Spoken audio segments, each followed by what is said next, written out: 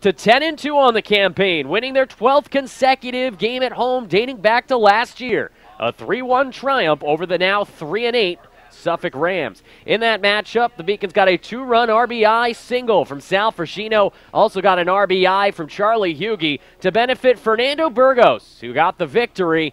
To continue what has been a strong campaign, he improves to 3-0 in this young 2018 season.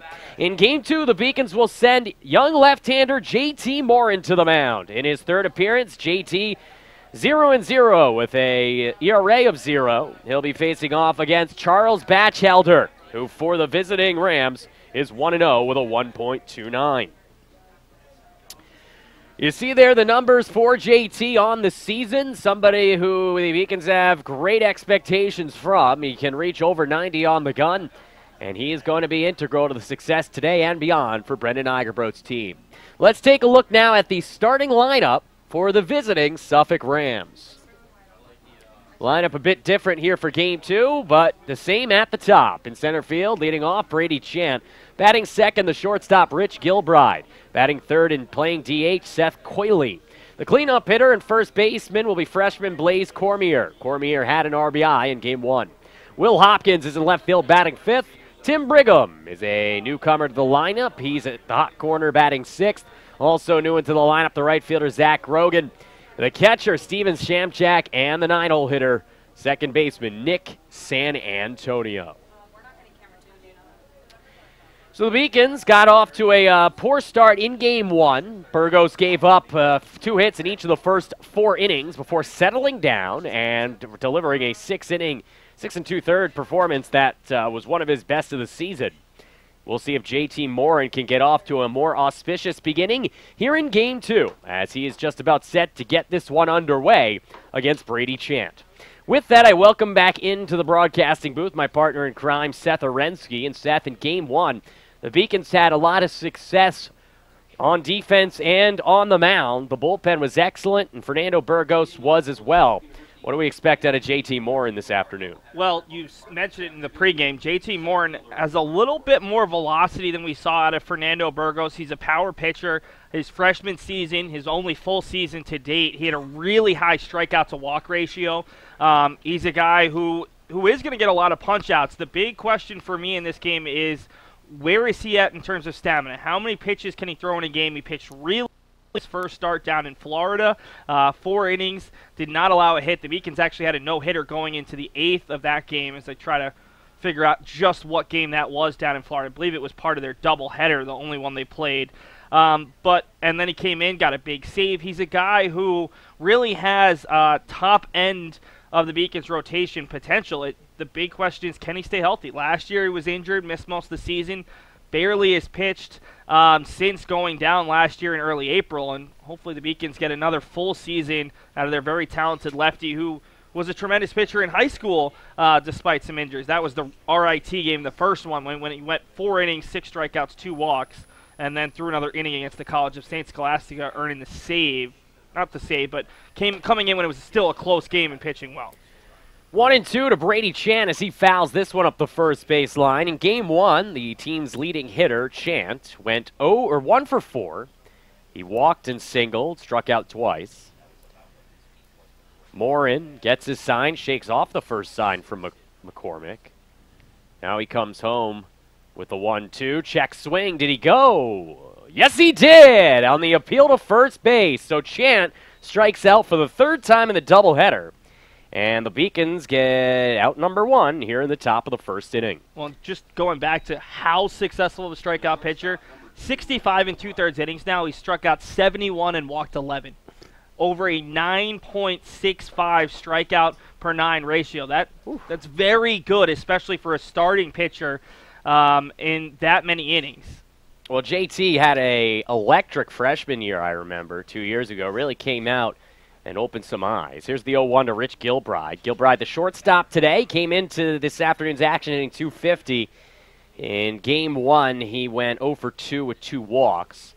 He also scored a run, the only run of the game for the Rams. Here is a 1-1. That one skied foul. Fowler's going to need rockets in his cleats to get to that one, as it is out of play. It's 1-2. Morin, though, of course, as you said, struggled with the injuries a year ago. And so far, so good, though, on the 2018 campaign. This is third appearance, second start. He has not allowed a hit in 5 innings. I think the big thing today for JT and for Brendan Eichbaum and his staff is just a nice, solid outing. He doesn't have to be perfect, and he might want to be, but UMass Boston just wants to have the confidence that if they throw him out there next Saturday against Eastern Connecticut State, he's going to be able to go 4 or 5 innings so that he doesn't put the bullpen in a jam, especially considering we've talked about it today. The Beacons go Tuesday, Thursday, Friday. Could be using the bullpen a lot if their starters aren't able to go deep into games. It's full count here to Gilbride as the 2-2 fastball misses outside. Of course, Suffolk's dealing with a bit of their own issues with playing a lot of games in a short amount of time. They have a game scheduled for tomorrow at Rick, and so 3 games in 24 hours or so. Here's the 3-2. That one in the dirt, ball 4. And so Morin with his 4th walk in now 5 1/3 innings here in 2018. And, of course, anytime we talk about a pitcher having really good control, they immediately issue a walk. Pretty much been the story of the day. Yeah, broadcaster's curse. Happens all the time in really every level. Here's Seth Corley stepping up. 3-hole hitter in DH, hitting .382 on the year. 4 runs batted in. First pitch from Morin out of the stretch. It's right down Broadway for a strike, nothing in 1. In game 1, Coyley went 1 for 4. He singled in the first, also struck out twice. Morin pickoff move to first, not in time. Of course, the Rams, the bottom of their order from 6 to 9 is completely new here in game 2, and their 8 and 9-hole hitters have yet to record hits here in 2018, so that'll be something to keep an eye on. Here's the 0-1 in the dirt. Good block, McCormick, as Morin sees the count move to 1-1. Well, we talked about it during game number 1. Suffolk's had an issue with striking out too frequently. Strikeouts are never going to be productive outs. They had 87 in 10 games. They now have 97 in 11 games. And that was a big reason why the Beacons were able to keep Suffolk to just the 1 run. And they're 1 strike away from another, as swinging through that breaking ball, or that changeup, I should say, was Coyley. It's 1-2 to Seth Coyley, the designated hitter. He played right field in game 1. Had a couple of nice plays out there. From the stretch, Morin's 1-2 pitch, just a bit outside. 2 balls and 2 strikes. Cormier's on deck. Always an adjustment here when you see the umpires change. Mark Delaney moving from the base umpire to plate umpire to see how much the zone changes. It shouldn't, but inevitably it will, especially at this level. Delaney not giving Morin the benefit of the doubt on that pitch, which was close. They always are. It's 2-2 after that foul ball off the screen.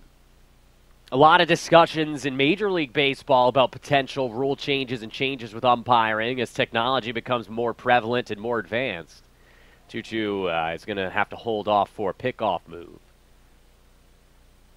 Of course, we won't see that affect the D3 level, though a lot of rule changes in baseball now in the minor leagues, I should say. Every extra inning game is going to start with a runner at second, as there goes the runner heading towards second, but a called strike 3, and that is out number 2 as Coyley strikes out. Second strikeout of the inning for Morin, and it'll bring up Cormier. Successful stolen base for Rich Gilbride. I'm a little surprised McCormick didn't throw down. I think the half-hearted effort by the batter kind of got in his way, took his concentration away, but another big out for Morin, who this is exactly what we've kind of grown to expect from him. When he's on, he's going to get a lot of those strikeouts. It's difficult to put the ball in play. Up and in, gets away from McCormick. That's a wild pitch. So advancing over to third will be Gilbride, as Cormier will step back in with a 1-0 count. Blaze in game 1 had the only RBI of the game for the Rams. He went 2 for 4. How do you feel about that new rule in minor league baseball where the extra innings start with a runner at second? I'm a fan of it if the goal is to grow baseball's fan base. Personally, I can watch 17 innings of baseball, but I can understand where we have a younger generation and even a lot of members of our generation, the 18 to 30, who have very short attention spans, who struggle to watch baseball to begin with. I think if it's going to maybe grow a little bit more excitement and maybe have games end a little bit faster, it's probably the right thing for the game to do. I don't think a lot of baseball fans who are traditionalists will enjoy it, but I don't think a lot of football fans have appreciated the change in how the big hits have sort of been reduced in the game. In the end, whether it's for player safety or for growing a fan base, I think sometimes leagues and commissioners and owners have to make decisions that aren't always popular at first, but could inevitably help them grow the game. Interesting topic that'll be continue to be discussed. Right now it's 2 balls and 2 strikes to Cormier. Morin trying to tiptoe out of trouble in the first. The 2-2, that one lined off the screen, stays 2-2. Of course, in Game 1, Fernando Burgos gave up the only run of the game in the first inning. He was unable to get out of that issue without surrendering the run. My only question about it, keeping people interested in the game would be why only an extra innings? I mean, if you're watching 9 innings to get to extra innings, really, what is the difference? How many games go 16 innings? Nonetheless, that one is swung on and missed by Cormier to retire the side. So JT Morin strikes out the side here in the first inning. He surrounds that by a walk that the runner stranded at third base. We are through 1/2 inning here on the Beacons Broadcasting Network. No score between UMass and Suffolk.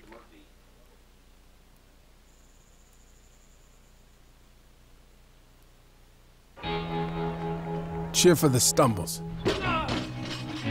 The he shoulda had that's.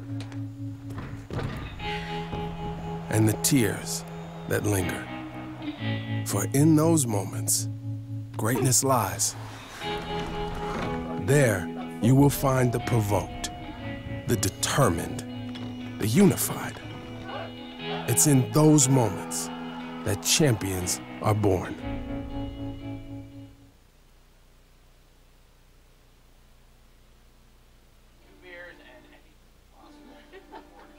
Welcome back to the Beacons Broadcasting Network. Charles Batchelder will be the starter here for Suffolk this afternoon.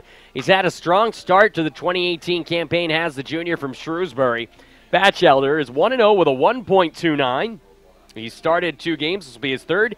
He has a complete game shutout. Pretty impressive. 14 innings, 9 hits, 10 strikeouts, 2 runs, 2 walks for Charles Batchelder, who has been the ace of the staff here for Suffolk in 2018.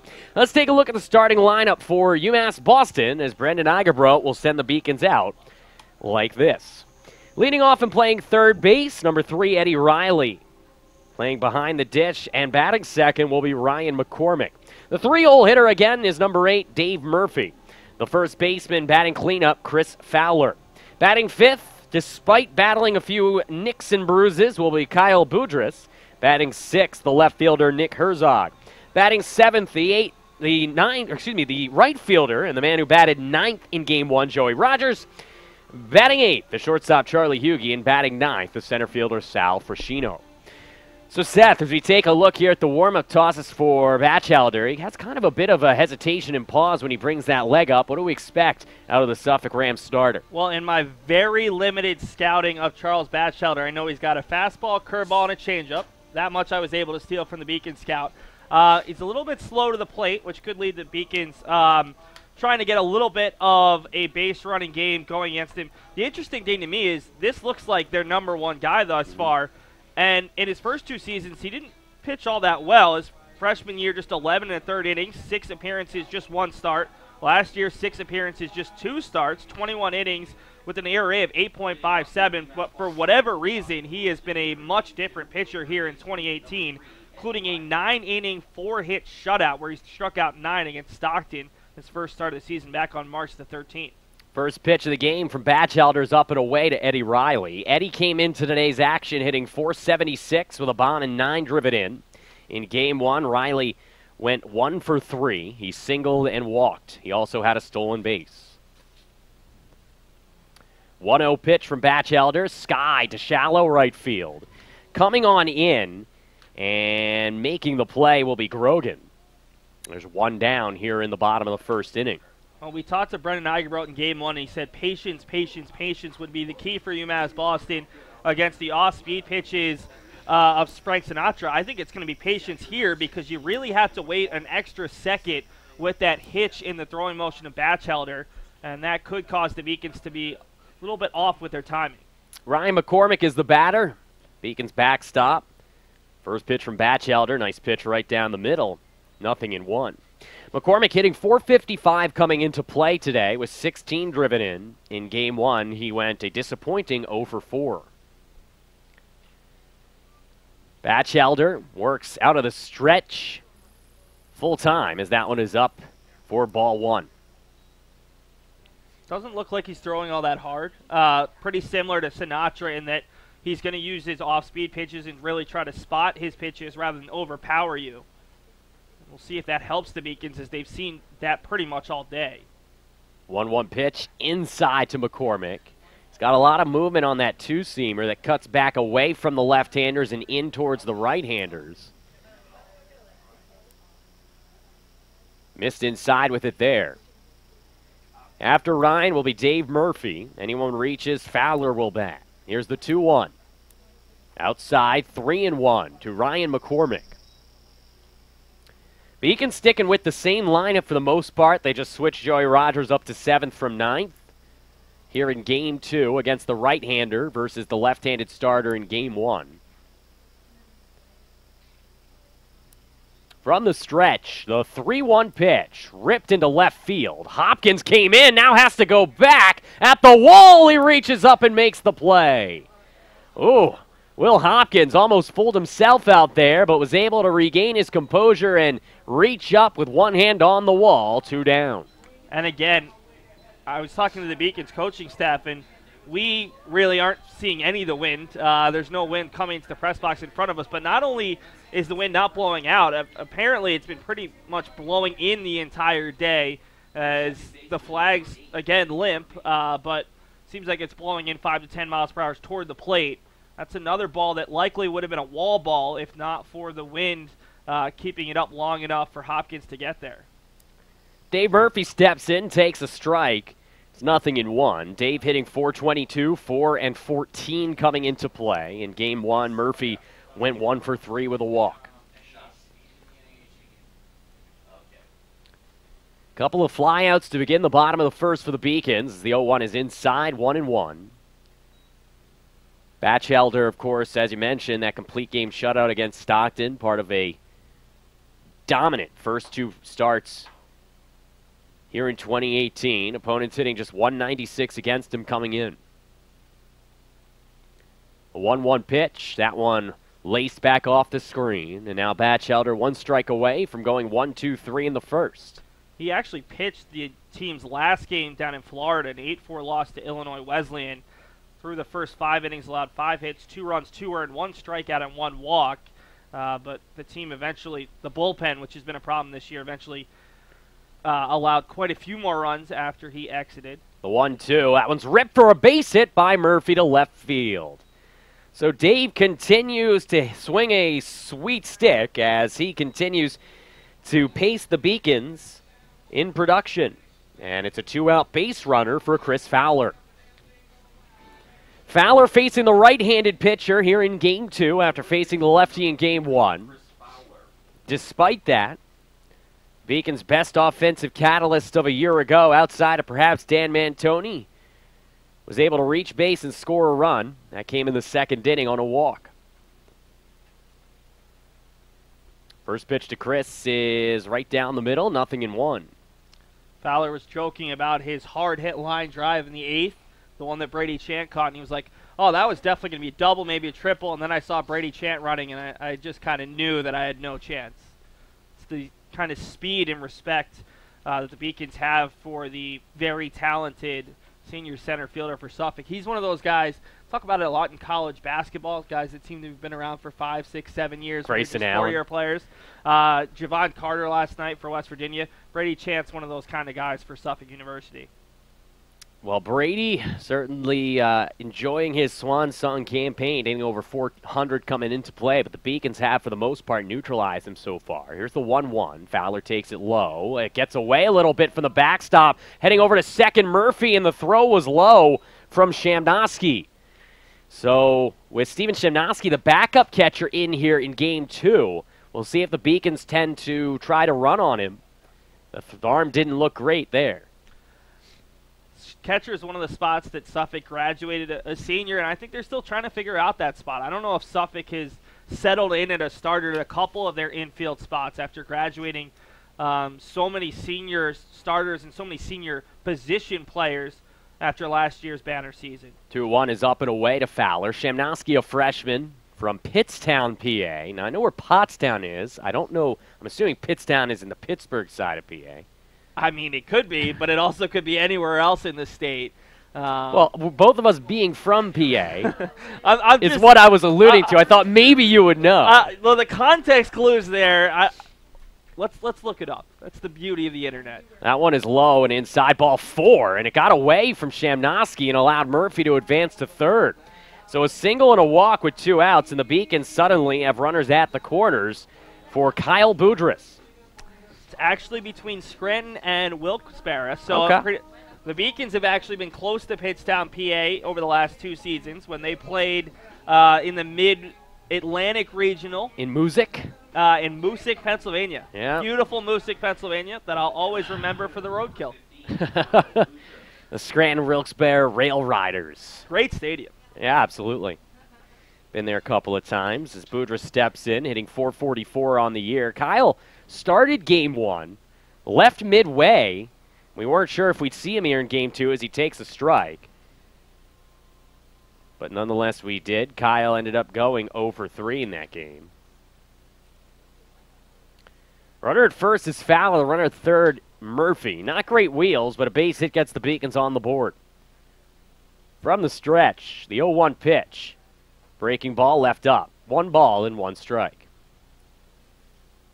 Much better approach at the plate for UMass Boston to start this game than game number 1 when they didn't have a hit until the 3rd inning.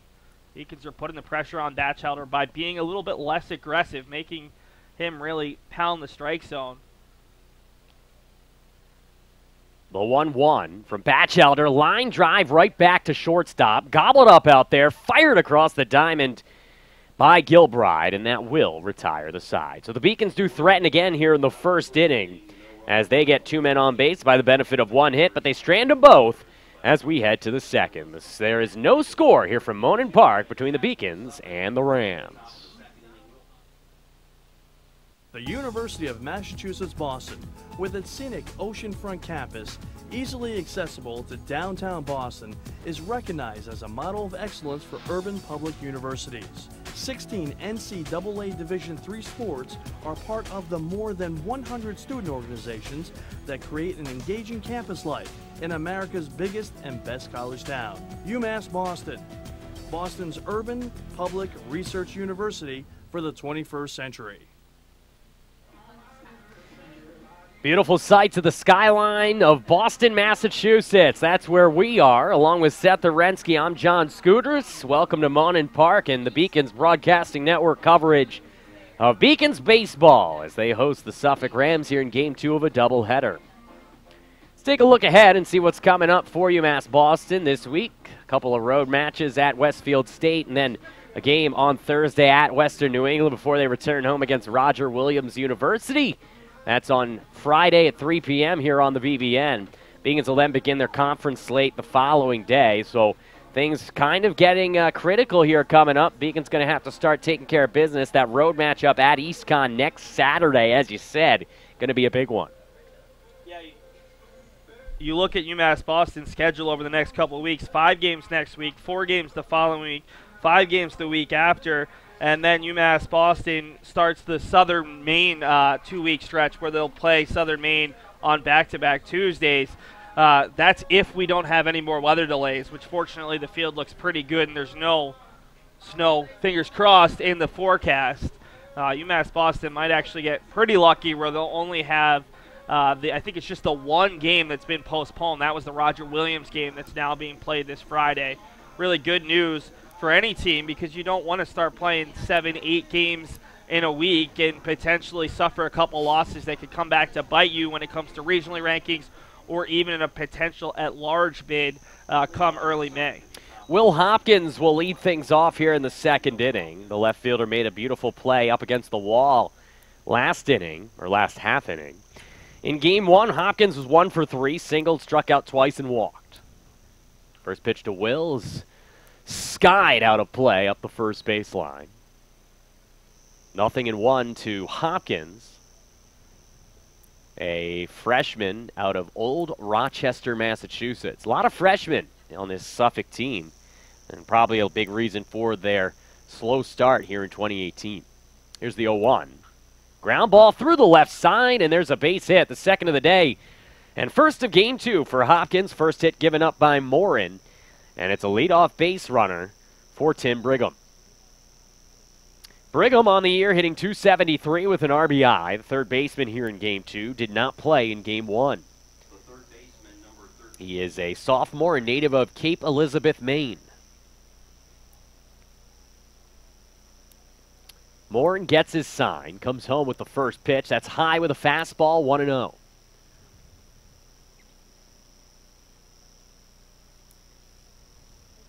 Hopkins has 2 stolen bases, tied for the team lead on 3 attempts. So keep an eye on him. Morin does. Comes to first with a pickoff move. Not in time.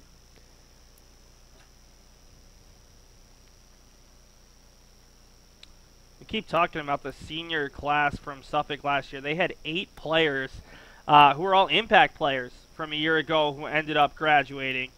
Not only Chuck Gibson, who was their #1 starter, but their catcher, Matthew Brenner, that's the spot that we've talked about. Kevin Belsky, their first baseman. Luke Ronke was an starting outfielder a season ago, along with Timothy Conroy and Wyatt Stanley, a pair of pitchers. Sean Cameron and William Neal, a pair of starting infielders. And that's a lot to replace when you're talking about not just 8 seniors, but 8 impact seniors, 8 players who consistently were in the lineup or were consistently seeing action. It's not a surprise that Suffolk's off to a slower start than we're used to seeing. Although, remember, came back from Florida last year with a 5-game losing streak, and they ended up with a pretty strong season, finishing 3rd in the New England Regional. Ooh, that one was close, just off the inside corner to Brigham. And it's now 2-2 from Morin to the Rams' third baseman. Yeah, and you said it, I think, in game 1 that at 3-8, it doesn't look great. They've lost 6 straight games as the pickoff move's not in time, but they have not even begun their conference schedule. So those are the games that really matter, considering the automatic bid that the GNAC gets. And Suffolk doesn't start GNAC play until a week later than the Beacon, so they even have more time to really gel. They play Saturday, Sunday doubleheaders, so they'll end up taking on Albertus Magnus, a team that was picked towards the bottom of the GNAC, and then LaSalle, a team picked 3rd that's off to an 0-7 start. Beacons played them on opening day, so they have a little bit of time. The big GNAC doubleheader for them doesn't come till the final weekend of the season, the 28th of April against St. Joseph's College of Maine, typically the top 2 teams in the GNAC. That one lifted to center. Sal Frascino in his tracks will make the play. Hopkins stole second on the previous pitch. Thinks about tagging up and reaching third, and good play from Sal to get it in quickly. And so with 1 out, they will hold Hopkins at second base. That's Will's 3rd stolen base on a fastball that was high and really didn't give the Beacons much of a chance, as McCormick was in no position to throw. So Brigham flies out to center. That's 1 down for Zach Rogan. And the right fielder hitting .286 with 1 RBI. A junior out of Morristown, New Jersey. Yeah, Suffolk's been running pretty well today. I think they have 3 stolen bases in 3 attempts after stealing just 8 games in their first 10. Beacons have not been as good here in 2018 as they were in years past at limiting the run game. First pitch to Grogan is off of the screen. 0-1. JT Morin walked a batter but struck out the side in the first. And here in the second, a leadoff single to Hopkins, followed by a stolen base, led to a fly out from Brigham. 1 down. From the stretch, the 0-1 pitch. That's in the dirt. McCormick can't block it. It gets away, as Hopkins takes a long rounding lead around third, but he is in there safely. And just like that, go ahead, run 90 feet away with less than 2 outs. Yeah, good aggressive play from Hopkins and from Suffolk. They recognize, hey, it's going to be a little bit hard to put the ball in play. Let's get aggressive on the base pass. Let's take some chances, recognizing they're going to have to do something to kind of turn their luck around at this point. Now working out of the windup with the runner at third. Morin's 1-1 is fouled up the third base line. It's 1-2 to Zach Grogan, who did not play in Game 1, but has playing time this season. He's their third leading hitter at 286. He's 2 for 7 overall.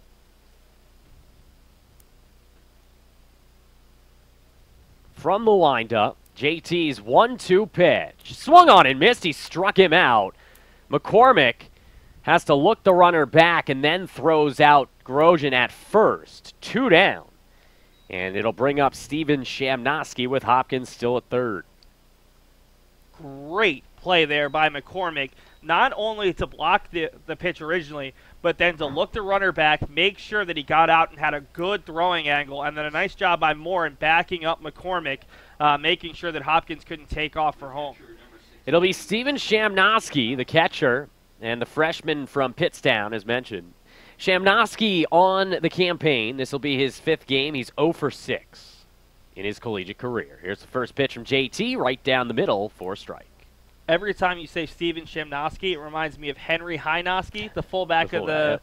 the New York Giants. It's just the alliteration and kind of the way the names sound. But, I mean, I'm sure he would be very happy to be playing at a professional level where people recognize his name, right? Makes me think of the Sham Wow. Another good reference. Yeah. Maybe he'll clean things up here. Here's the 1-1 coming from Morin as the Beacons try not to fall behind 1-0 again. They did that in Game 1, but were able to hold on for a victory as that one's fouled off the screen. In Game 1, Beacons managed just 4 hits, and for an offense that certainly has the potential to be one of the best in the country at the D3 level, looking for more despite the victory. JT trying to get through it here. Here's a 1-2 coming to Shamnosky. That one in the dirt. Gets away from McCormick, and in comes the first run of the game. I think that would be a wild pitch from JT Morin as UMass Boston falls behind 1-0 for the second straight day, or second straight game, I should say, early on. Yeah, and again, we've talked about the Beacons offense all day. Not really worried down 1-0. I think JT Morin looked over at the Beacons bench and was maybe a little frustrated with that pitch call just because there have been a couple balls that have gotten away from McCormick in the inning. Oh, boy. That one's lifted to left, and the play will be made by Herzog to retire the side. I'm not sure Nick knew how many outs there were, but nonetheless, the inning is over. So 1 run on 1 hit, no errors, and nobody left on base. We head to the bottom of the second inning. It's 1-0 Suffolk on the Beacons Broadcasting Network. Division III allows you to give yourself to other things. Having that free time allows me to pursue the things that I want to pursue. Division III athletics affords students the opportunity to, engage in the other interests in their campus and in their lives outside of that sport. It allows you to just be able to do everything you want to do. I wouldn't change it for the world.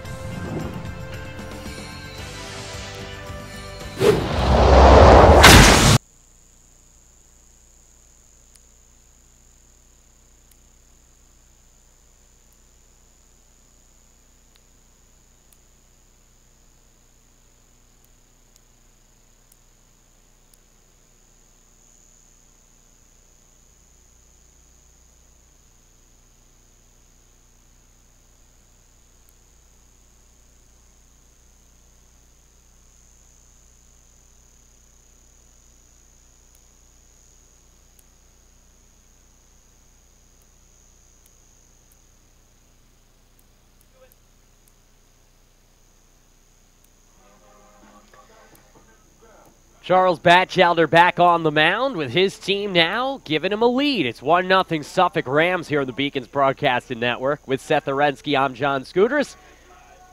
Beacons falling behind 1-0 in Game 1. That was in the first inning. They then scored 3 unanswered to win the game 3-1. Now here in Game 2, they fall behind 1-0 in the second. Leading things off in the bottom half of this inning will be Nick Herzog. Nick came in hitting .341, 1 bomb, 10 RBI. In Game 1, Nick was 1 for 3. He scored a run, was hit by a pitch, and singled. First pitch from Batchelder, and Herzog lifts it to right field. Moving to his left, long run, and right up against the line to make the play is Zach Rogan. 1 down.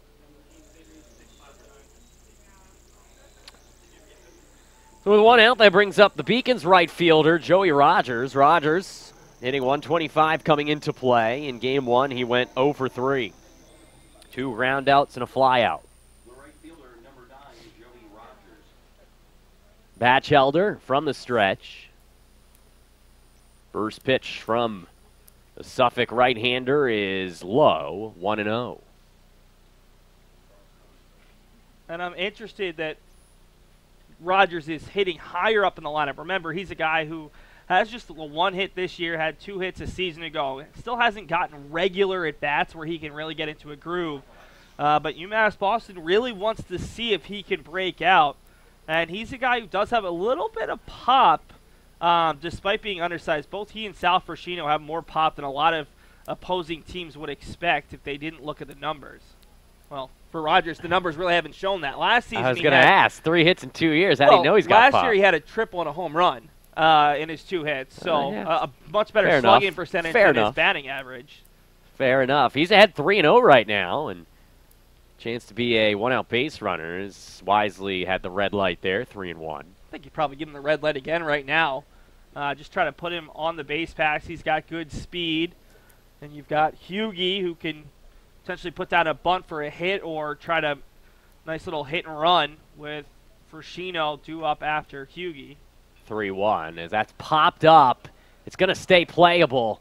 And that is a tough out on a 3-1 count as Rogers fouls out up the third base line to third base. And that will bring up Charlie Hughie with no one on and 2 outs. Yeah, not the best at-bats to start this half inning. The Beacons were doing a really nice job in their approach against Batchelder in the first, but making it a little bit easier on the righty here in the second inning. I'd love to know if maybe if Charles Batchelder made some sort of change with his delivery in the offseason, because it's deceptive. He brings that leg up, and it almost, well, not there it didn't, but typically it almost pauses for a millisecond before he brings it down and forward. And you ask any batter, a windup that is that unique can certainly cause issues. I think it's also the first time the Beacons have seen Batchelder. They saw Suffolk 3 times, remember, last season. They saw Portis. They hadn't seen the lefty Sinatra in his first couple of seasons. So a guy that UMass Boston might not be as familiar with. You talk about Suffolk, all of those freshmen in the lineup. Beacons are bringing back a group that, for the most part, has been out there for 1, 2, maybe even 3 seasons together. That one was way outside. It's 1-1 to Charlie Hughie. If Charlie can reach, Sal Frashino would turn the lineup over. Of course, Sal had the biggest hit of Game 1. A 2-run single to right field off of the reliever, Ryan Portis. Here's the 1-1 to Charlie. Little high, 2-1. In this game, the Beacons have 4 flyouts in their first 5 outs, which is not exactly what you want to do with the way the wind has been going today. We'll see how the cookie crumbles the rest of the way. Here's the 2-1 pitch. Breaking ball, left up, 3-1. A lot of 3-ball counts, but UMass Boston hasn't been able to work many walks in the early going. The Beacons have just 5 hits here through the first 10 2/3 innings of today's doubleheader, but got the most important thing, the victory in game number 1, thanks to a 2-run single from Sal Frashino. 3-1 breaking ball. How about that? 3-2. Charlie just almost committed a cardinal sin by walking out of the batter's box as the umpire was indicating it was a strike. It was close. 3-2 pitch coming up. Big one here from Batchelder. 3-2. Line drive right field. That's trouble. Dropping fast. If it's fair, it's extra bases. It's a fair ball for Charlie Hughie. And the Beacon shortstop will moonwalk into second, standing before giving himself congratulations. It's a 2-out double, and the Beacons are in business for Sal Frashino. It's a really good play by Zach Grogan out there in right field. can be difficult. You see it at Fenway Park. Obviously, the dimensions the same here at Monin Park. A lot of times that ball can sneak past the right fielder and get all the way to Pesky's pole and maybe roll a little bit. This time he was able to cut it off, kept his body right next to the fencing, and kept Hugie at second base. Nice doubleheader so far for Charlie Hugie. He has not yet been retired, unless, of course, that sacrifice bunt safety squeeze you want to consider. But he got the RBI there and giving himself up. He walked twice, and now he's got a double. That one misses outside to Sal Frascino. Well, he was moved down to the 8-hole, the 9-hole, because he had been struggling just 214. But earlier on in the season, he was actually the Beacon's leadoff hitter because he has had a lot of productive at-bats this season. Here's the 1-0 to Sal. Up and away. 2 balls and no strikes to the Beacon center fielder, who, as I mentioned, had a huge game one. Went just 1 for 3, but the one was a 2-run, game-winning RBI single. Yeah, these are the 2 guys who have all 3 of the Beacon's RBI. UMass Boston has had to rely on the bottom half of the order thus far. A lot of the big guns have been struggling. Taking a peek over at second is Batchelder, just keeping Charlie close. Hugie loves to run. But right now, he's just trying to keep him close to the bag just in case a single does ensue from Frascino. Sal came in hitting .233. He's got a good count, 2-0. Outside, 3-0. With Eddie Riley hitting almost .500 coming into play on deck. And I expect the red light right now. UMass Boston has been hesitant against Suffolk to give the green light. Well, he certainly had it there. If he didn't, he would have taken it anyway, as that was 4 feet outside for ball 4. So a 4-pitch walk to the 9-hole hitter, Sal Frascino. And so some 2-out magic from the bottom of the order. A double from Hugie, a 4-pitch walk from Sal Frascino, and now Eddie Riley, who flew out to right in his first at-bat, has a chance to tie the game. And even with 2 outs, now with a right-handed hitter at the plate, you potentially put a double steal in effect just because you have Hugie, who's a pretty good runner. You have Frascino, who's a pretty good runner. Just trying to see if the Beacons can catch Suffolk in an instance that they used. I think it was, the 5th or the 6th inning of Game 1 where they were able to pull it off, and it led to the 2-run scoring. It's 0-1 to Eddie, who flew out to right in his first at-bat. Eddie Riley also had a single and a walk and a stolen base in Game 1. And there they go. They got him picked off. What a play from Batchelder. He knew it was coming just like you did, Seth, and Charlie Hugie's picked off to end the second inning. Not exactly what you're looking for from Charlie Hugie, but we'll readdress that when we come back. We head to the third inning, still 1-0 Rams on the Beacons Broadcasting Network.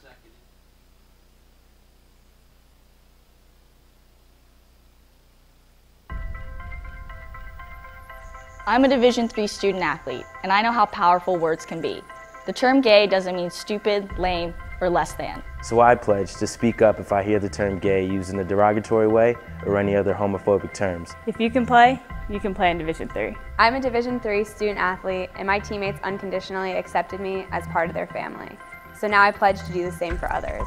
If you can play in Division III.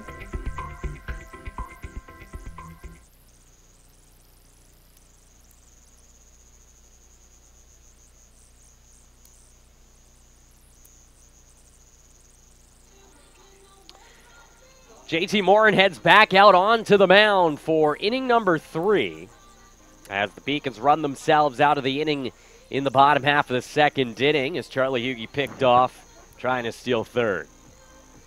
Here in inning number 3, it'll be the 9-hole hitter Nick San Antonio.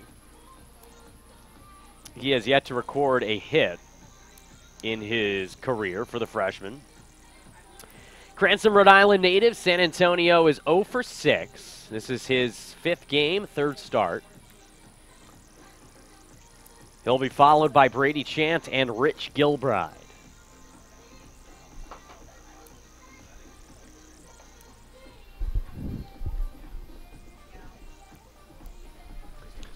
And Morin thus far, 40 pitches through 2 innings. You'd like it to be a little bit lower as Suffolk's been able to get some base runners, scored a run that last half inning. thanks to a wild pitch pass ball. I'm not sure which way they elected to go with it, but it'll be interesting to see right now if he can settle down, limit base runners, and potentially get through. I'd like to see him go 5 today, maybe even 6, but 5 solid innings would give the Beacons a lot of confidence, because if you're throwing Morin and Burgos, or Morin and Rogers, or Rogers and Burgos, the biggest thing is you want those guys to combine for at minimum 10 to 11 innings. You don't want to have your bullpen working 10 innings in a doubleheader in conference play, because that means that they're going to be tired out for the rest of the week, but it also means that you're not going deep into games, and you're putting a lot of pressure on that bullpen every single weekend in the most important games of your regular season. It's 1-1 to San Antonio. Of course, Beacons don't play again till Tuesday. Suffolk has to play tomorrow on the road, as here's a 1-1 down and away, but caught the corner. It's 1-2. San Antonio is not from San Antonio. He's from Cranston, Rhode Island. 5'8", 150. The 1-2 pitch. That is a unique name. On the outside corner, called strike 3. So San Antonio not quite as successful as the Alamo was, as he goes down. 1 down here in the 3rd inning. Brady Chant steps in. He also went down. Talk about electric performance so far. There's a reason why JT Morin's pitch count's so high. He's got 5 strikeouts through 7 outs. Yeah, not bad. I think he had 6 in that first game in 4 innings. You just see the stuff is there. It's electric. The question is, can he piece it all together? Can he focus maybe on pitching a little bit more to contact with it, or does he have the stamina to go 7-8 innings even with the high pitch count? Those are all things that we're kind of figuring out here. I mean, this is the first time we've seen JT Morin at home since May of his freshman season. Almost 2 seasons, and just intriguing to see what kind of pitcher and how much he's developed. I mean, he's been working on his stuff. He worked all through fall ball his sophomore season, through the first couple of innings of the 2017 season. This is a guy who, there's a reason that he's drawing a little bit of focus from professional scouts. Big lefty, has the velocity, but does he have the makeup? Can he put it all together to really be a dominant #1 starter for UMass Boston? It's the biggest thing you're looking at UMass Boston, questioning, can they make another College World Series run? Do they have enough top-of-the-line pitching? They have the hitting, they have the defense, they have the bullpen. Beacons lost their #1 and 2 starter from last year. That one grounded back to the mound, and unable to make the play is JT Morin. Chant beats it out. He was busting up the line from contact, and he gets beaten out by Brady Chant. Now, are they going to roll that an infield single? I would probably make it an infield single, but I'm just the broadcaster. That's what it is. So a infield single with 1 down. So Brady Chant is on, and that's the last person you want to reach base because he's got speed to burn. And Rich Gilbride steps up. Rich walked and stole a base back in inning #1. 1-0 pitch. There goes Chant. Swung on a miss. The throw. No one's home at second. Backed up smartly by Hughie as that throw got past the second baseman Murphy. And it's 1-1 to Gilbride. And Suffolk continuing to be extremely aggressive on the base pass. That's where the Rams see an opportunity here against Morin and McCormick. They're struggling to get the hits. They now have 2 through 2 1/3, but, that was a pretty weak infield single. They haven't gotten good contact thus far. Looking at that on instant replay, to me it looks like the runner Chant was out at first base. Well, we can take a look at that with maybe the viewers. No, maybe it's just my my blue shaded glasses here. Here's the 2-1 pitch. That one is lifted to left field. Herzog in his tracks will make the play, and that is the 2nd out of the inning. Chance remains at second. Very close play at first. Morin got the ball out of the glove rather than spiking it, or got the ball out of his hand. He kind of shot-putted the ball over, and that was really the difference. Well, horrible form on the throw over. Never good when you're a lefty with your left foot in front of your right foot when you're throwing. Nonetheless, Seth Coyley steps up with 2 outs. Runner at second base. Coyley's 0 for 1. He struck out looking back in the first. From the stretch. That one is up and away. 1 ball and no strikes to Seth Coyley. This is a guy for Suffolk that's got to get going right now. I mean, Brady Chant can't carry this offense by himself, and Coyley's the one big returner who's back with this team from a year ago. He's hitting in the 3-hole. His numbers were decent, but we really haven't seen much from Coyley in this contest or at any point during today's doubleheader. Went 2 for 3 with 2 runs and an RBI in their loss to Illinois Wesleyan last week, as that one is in the dirt, 2-0. In Game 1, Seth, as you mentioned, was a non-factor. He went 1 for 4, singled in the first, but other than that was unsuccessful, striking out twice and grounding into a double play. And I'm always a fan of Seth. Absolutely. Trying to think if there's any Seths you might not like, but I mean, Seth Rogen, Seth MacFarlane, they're not very unlikable guys, so. Seth Green. Yeah, that was the one that came to mind. Not his biggest fan, but I'd probably give him a bit more of the benefit of the doubt than most. From the stretch, the 2-1 pitch is high, 3-1 to Coyley. I don't know if I would give Coyley anything too good to hit at this point, especially with the lefty on deck. First base is open with 2 down. You don't want to give Suffolk a chance to really blow this game open here in the third. And they didn't. Ball 4 in the dirt, or the metaphorical dirt, I suppose. It's 2 men on base with 2 outs for Blaze Cormier, who had the only RBI of Game 1. Cormier struck out to end the first inning. Lefty on lefty battle here. First pitch is inside for ball 1. And with another longer inning, already Morin is up to pitch number 60 with this next pitch. So he'll have thrown at least, 15 to 20 pitches in each of the first 3. This will be a 20-plus pitch inning. 1-0's on the outside corner with a fastball, 1-1 to Cormier. And that's the problem when you get this many strikeouts and this many walks. Realistically, Suffolk is struggling to put the ball in play, but they still have the lead.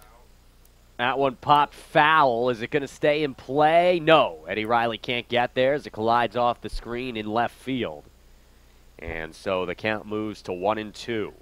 Kind of wish that ball had hung up a little bit more just to see how Riley would have attacked that.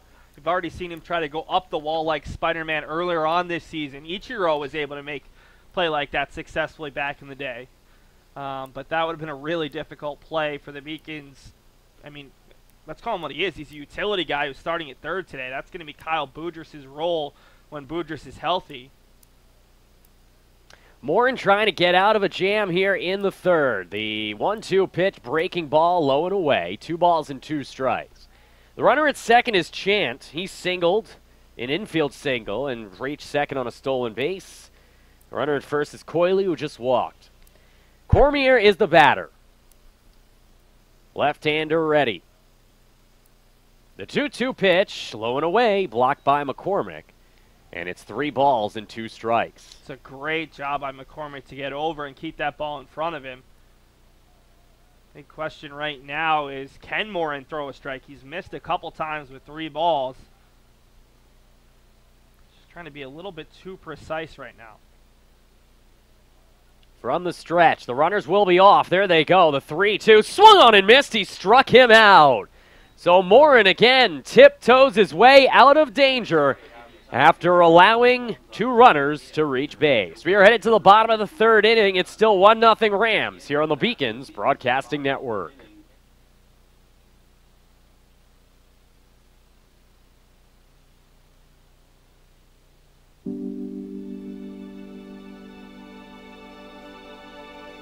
What separates UMass Boston from other schools is the fact that a large percentage of students commute. For me, it takes 2 hours each day to go to and from school, but every second has been worth it because the students that come here are serious about learning, they value their education, and understand where it'll take him in the future. This is what UMass Boston means to me.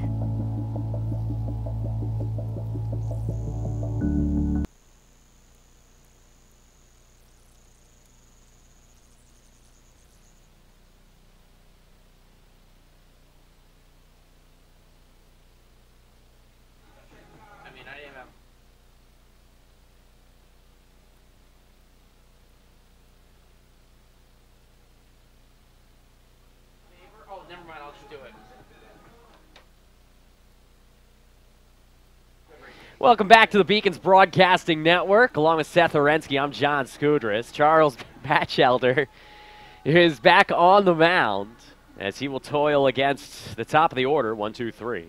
Eddie Riley will start things out. Of course, it was a pickoff of Charlie Hugie at third base that ended the second inning for the Beacons. And what was an opportunity with runners at the corners to potentially tie the game or worse, but not much as you take a look there at the LEC scoreboard. Plymouth State beating Johns Hopkins 3-2 as ECSU is able to triumph over Brandeis in Game 1, leading 9-5 in Game 2 as they look for a sweep. And Keene State beating Johnson and Wales 6-5 on the road.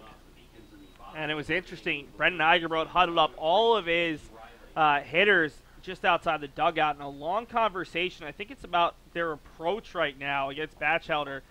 UMass Boston has been struggling to piece together hits today. They have just 6 hits through their first 11, well, make it 10 frames. The Beacons didn't bat in the bottom of the 9th inning, but just not good enough for a team that was really just hitting the cover off the ball at the end of their Florida trip. Riley took the first pitch for a ball. The 1-0 is up and away, 2-0. Beacons trying to get to better hitter counts here as they get to face the right-handed Batchelder for the second time this evening. From the stretch, Batchelder, 2-0 pitch. Out in front of that break, or that off-speed pitch, I should say. Ripped foul up the third base line. It's 2-1 to Eddie Riley. Part of this top 6 in the order for the Beacons, all of whom are hitting at least 300. Meanwhile, Suffolk has only 2 batters over 300 this year. Here's a 2-1 coming from Batchelder. Breaking ball, a little high, 3-1. And yet it's Suffolk who has 8 hits today, and the Beacons have 6. That's the sport of baseball for you, as UMass Boston's been kept down by these pitchers from Suffolk who haven't been beating them with velocity. They're just kind of hoping that the Beacons don't really give any of these balls a long enough ride to get over their outfield that has played really good outfield defense. Breaking ball up high, ball 4, and so just like that, a leadoff walk for Riley as he is able to reach base for the first time. It's the 3rd walk from Batchelder already. He only had 2 in 14 innings coming into play. I don't know if I've ever seen Ryan McCormick bunt, but I wouldn't be surprised if the Beacons use a 450 hitter right here in a bunting situation just to get a runner in scoring position for Murphy and Fowler. But I'm being told that he's not the best of bunters from a guy who would know. That's the problem. You don't always know who's capable. I mean, we know that Charlie Hugie can handle a bunt. We know that Sal Frascino can handle a bunt. Some of these guys with a lot of pop, not only do they not want to bunt, some of them just are incapable of bunting.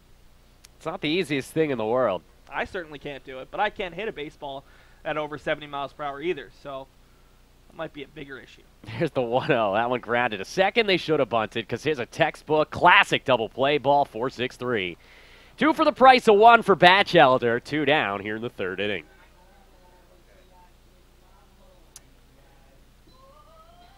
So 2 down now as the Beacons inauspiciously are 1 out away from going down again here to Batchelder and the Rams as Murphy steps in. Murphy has one of the 2 Beacons hits, a single in the first. He was stranded at third base. The Beacons in the first 2 innings had runners at the corners, potentially in both of them. In the second, Hugie was thrown out trying to steal third. But 2 men on base for sure in both of the first 2 innings. And then 1 to lead off the third, and they've got nothing to show for it as that one is blown away for a ball. Stay tuned after the inning. We'll have Seth Orensky with Brendan Eigerbrodt down in front of the Beacons dugout. Here's a 1-0. Curveball high.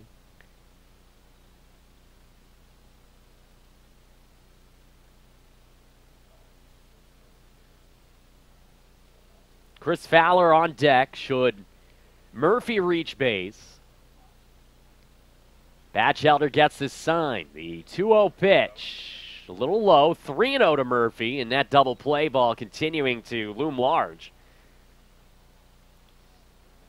McCormick has had a real tough doubleheader. Came in hitting .455 with team leading 16 batted in. And in this doubleheader, as a 3-0 pitch is right down the middle, 3-1. He is a combined 0 for 6. 3 flyouts, 2 groundouts, or 3 groundouts now, including one that's double play. Batchelder ready, the 3-1 pitch. That's just a bit outside, ball 4. So Murphy, what an eye on that young man as he advances to first base. He's been on base both times he's been up. And the Beacons have a 2-out base runner for Chris Fowler.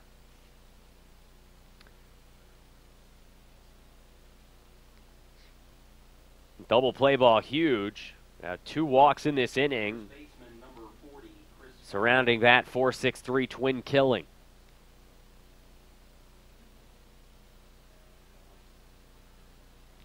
Fowler in the first inning walked and was stranded at first as he takes a fastball in the outside corner, 0-1.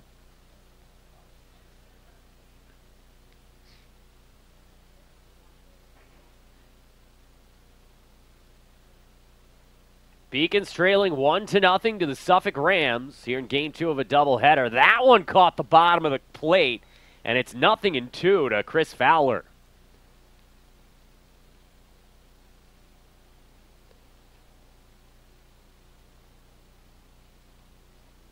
The runner at first base, Murphy, does not have great wheels, but more importantly, an 0-2 count to Fowler. Pickoff move to first.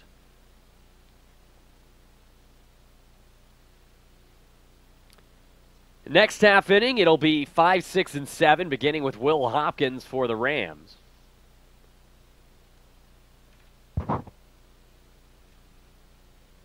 Batchelder has his sign. The 0-2 pitch. That one ripped to left field. Hopkins moving to his right.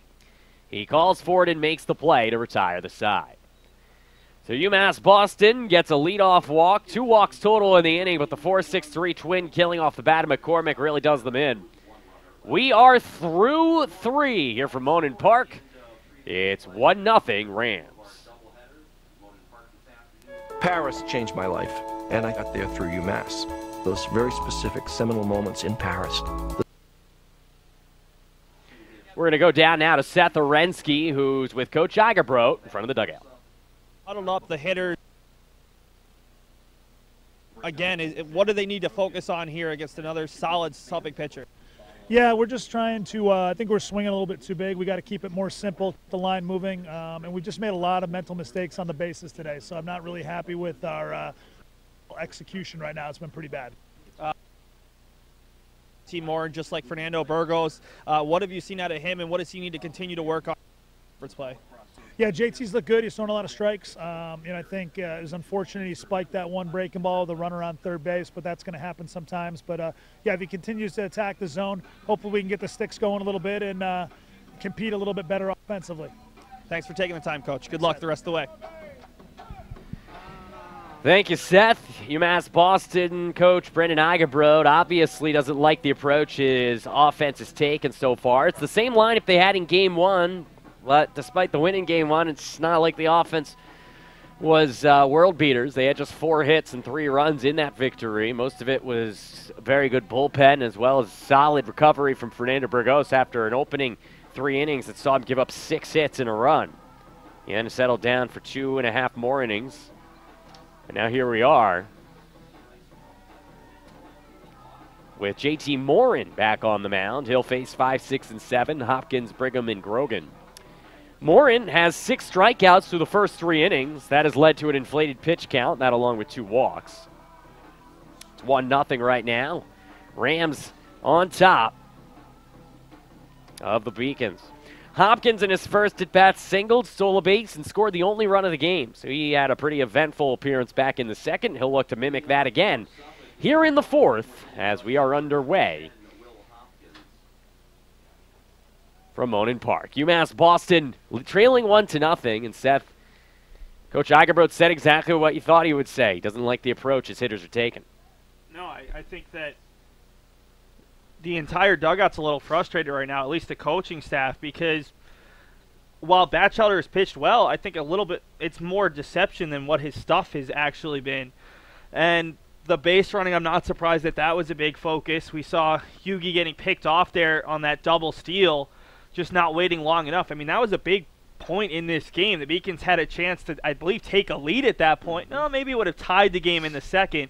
Either way, UMass Boston has run into a few outs today, and you can't afford to do that when you're being limited to 4 hits in Game 1 and just 2 hits here through the first 3 innings in Game 2. And now JT falling behind Hopkins 3-0 to begin the 4th inning. Hopkins already reached base and scored in this game. Love the red light there. And, there's your Cardinal sin. He threw the bat 15 feet away from the right-handed batter's box as he's called strike 1. So now this next pitch, if it's within 2 feet of the strike zone, might be a strike no matter what. We'll see.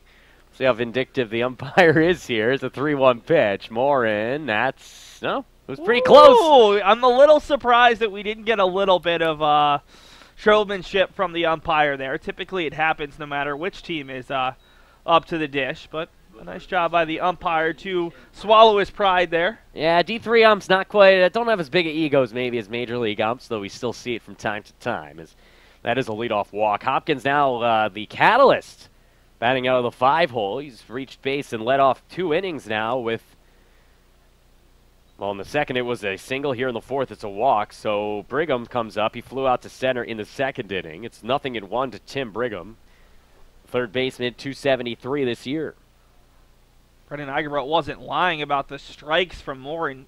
70 pitches thus far, 40 for strikes. McCormick unable to get the ball out of his glove, and Morin looks up towards the heavens as it's a stolen base for Hopkins, his 2nd of the game and 4th on the season. Well, McCormick was frustrated because that ball bounced up there, and he struggled with the handle, really couldn't get it out of his glove, but Suffolk is just running at will right now against the Beacons battery. 4th stolen base of the game, as that one is in the dirt. And they're going to call him out. He was out of the batter's box when that connected. A huge break for the Beacons. You see that in softball all the time, not as much in baseball. And that's a big break for UMass Boston as Suffolk wanted to get the runner over to third with 1 out. The runner has to retreat, and there's an out as the frustrated batter heads over and talks to head coach Anthony Del Pret. That's tough luck for the batter, Tim Brigham, as he makes contact and ends up getting himself out, and the runner has to head back to second. Here's Zach Grogan, as that one's ripped off the screen, 0-1. Grogan struck out swinging his first time up, one of 6 strikeout victims today. I wouldn't be surprised to see Hopkins take off for another bag, though, at some point, especially if Suffolk gets into a breaking ball count. And they do get the runner taking off. Has to cover third, though, and Morin gets over in time. Yeah, absolutely, as Morin will go back towards Murphy, and eventually they will tag the runner out. Good play made by Charlie Hugie, as UMass Boston, seeing Suffolk run themselves out of trouble, as slamming his helmet with his right fist was Hopkins. He knew he made the mistake that Hugie made earlier. It should be an 0-1 count, I believe, so we'll keep the count. But both teams are a little predictable at this point, and that's not a bad thing. We've seen the aggressiveness, but just like we expected the double steal, I expected to see Hopkins take off there because Suffolk's struggling to put the ball in play. Until someone starts hitting the balls consistently, both teams are going to have to use the small ball, the stealing, the bunts, and thus far neither team has executed as well as they would like. It's 0-2 to Grogan, the right fielder, as this inning went from promising to dismal for Suffolk. Yeah, and Brendan Eigerbrot was pretty contrite and upset when I talked to him. I'm sure Anthony Del Pret's going to be a lot more upset after this half inning. Looked like it was off to a great start, and then Suffolk has really shot themselves in the foot. The Rams scored 1 run in the first inning of Game 1, didn't score for the remaining 8. They've scored 1 in the second here in Game 2 as getting called out on strikes for the 7th strikeout of the afternoon for JT Morin was Zach Rogan. We head to the bottom of the 4th inning. Still 1-0 Rams on the Beacons Broadcasting Network.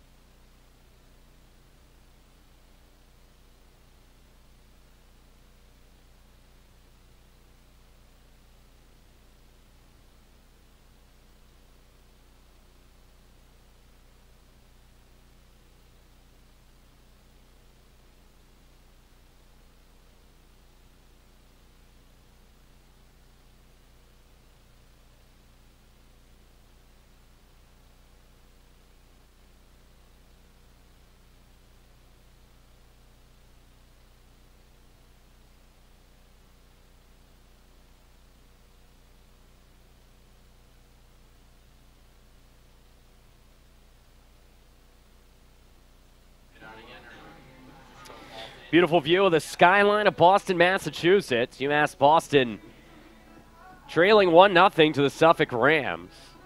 Kyle Boudreaux will lead things off here in the 4th inning. Seth Arensky along with John Skudras here for the Beacons Broadcasting Network. Kyle, the DH today, he's 0 for 1. Grounded out 6-4 fielder's choice in the first. Batchelder, another guy who's limited his pitch count, just 53 pitches, similar to Sinatra. Saw UMass Boston not be able to do a ton against the bullpen of Suffolk, although they did get the all-important 2-run go-ahead hit from Frashino off of Portis, with both runs charged to Sinatra. That's where the Rams' real flaw is, their bullpen. So see if the Beacons can work some better accounts, get some rallies going, and try to force the bullpen for Suffolk to come out earlier than Anthony Del Prete would like. That one fouled out of play up the third base line. It's 1-1 to Boudreaux. Kyle battling some nagging injuries. We'll see if he plays all 9 today. In Game 1, he was replaced for a pinch runner and then ended up ultimately seeing himself replaced by Cesare, as there's a throw from shortstop in time. Boudreaux is not running great up the first base line. That is deflected off of the pitcher and then gobbled up at shortstop by Gilbride. So it's 1-6-3 on the putout and 1 down here in the 4th inning. Yeah, it's the second time today, second time I think in this game alone, that Boudreaux has hit the ball over the shortstop, but he just, his legs are a little bit banged up, and he's not going to be able to beat out anything on the infield, and that's cost the Beacons as Boudreaux continues to be one of the Beacons' better hitters. They just aren't necessarily hitting them where they need to be. Here's Nick Herzog, who's 0 for 1. Takes the ball low. He flew out to right his first time up, hitting .341 on the season.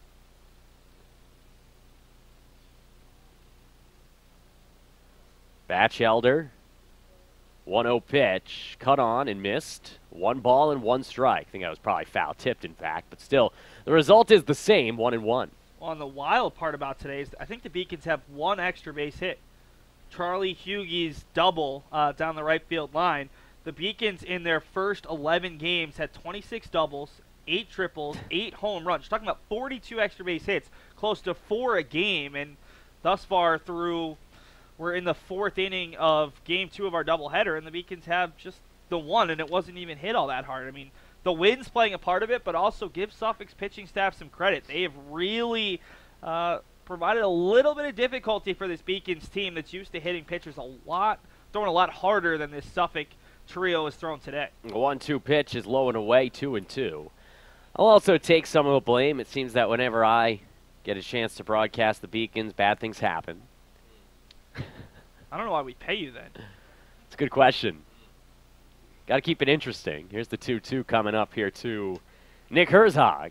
That one's ripped to right field, but it's going to be gobbled up at second base by San Antonio. 2 down. Yeah, much different defensive alignment there for San Antonio than we're seeing for, I believe it was Bell in game number 1 at second base. As we saw Bell out deep into, well, not deep, but a couple feet into right field, and that time San Antonio was playing up the middle, obviously a right-handed hitter, but also a lot shallower than we saw for the Rams' defensive positioning in contest number 1. First pitch to Rogers, taken for a strike, 0-1. Joey fouled out to third base his first time up. Trevor Lee at second base. Yeah, Bell. I knew it was a short name. I knew there were some L's involved. I wasn't confident. There was an E. There's an L. In fact, Bell is, as that one is lined to left field and in for a base hit as Rogers trying to get to second base, and he'll pull up and put the anchor on at first. So Joey Rogers getting a big hit here with 2 outs.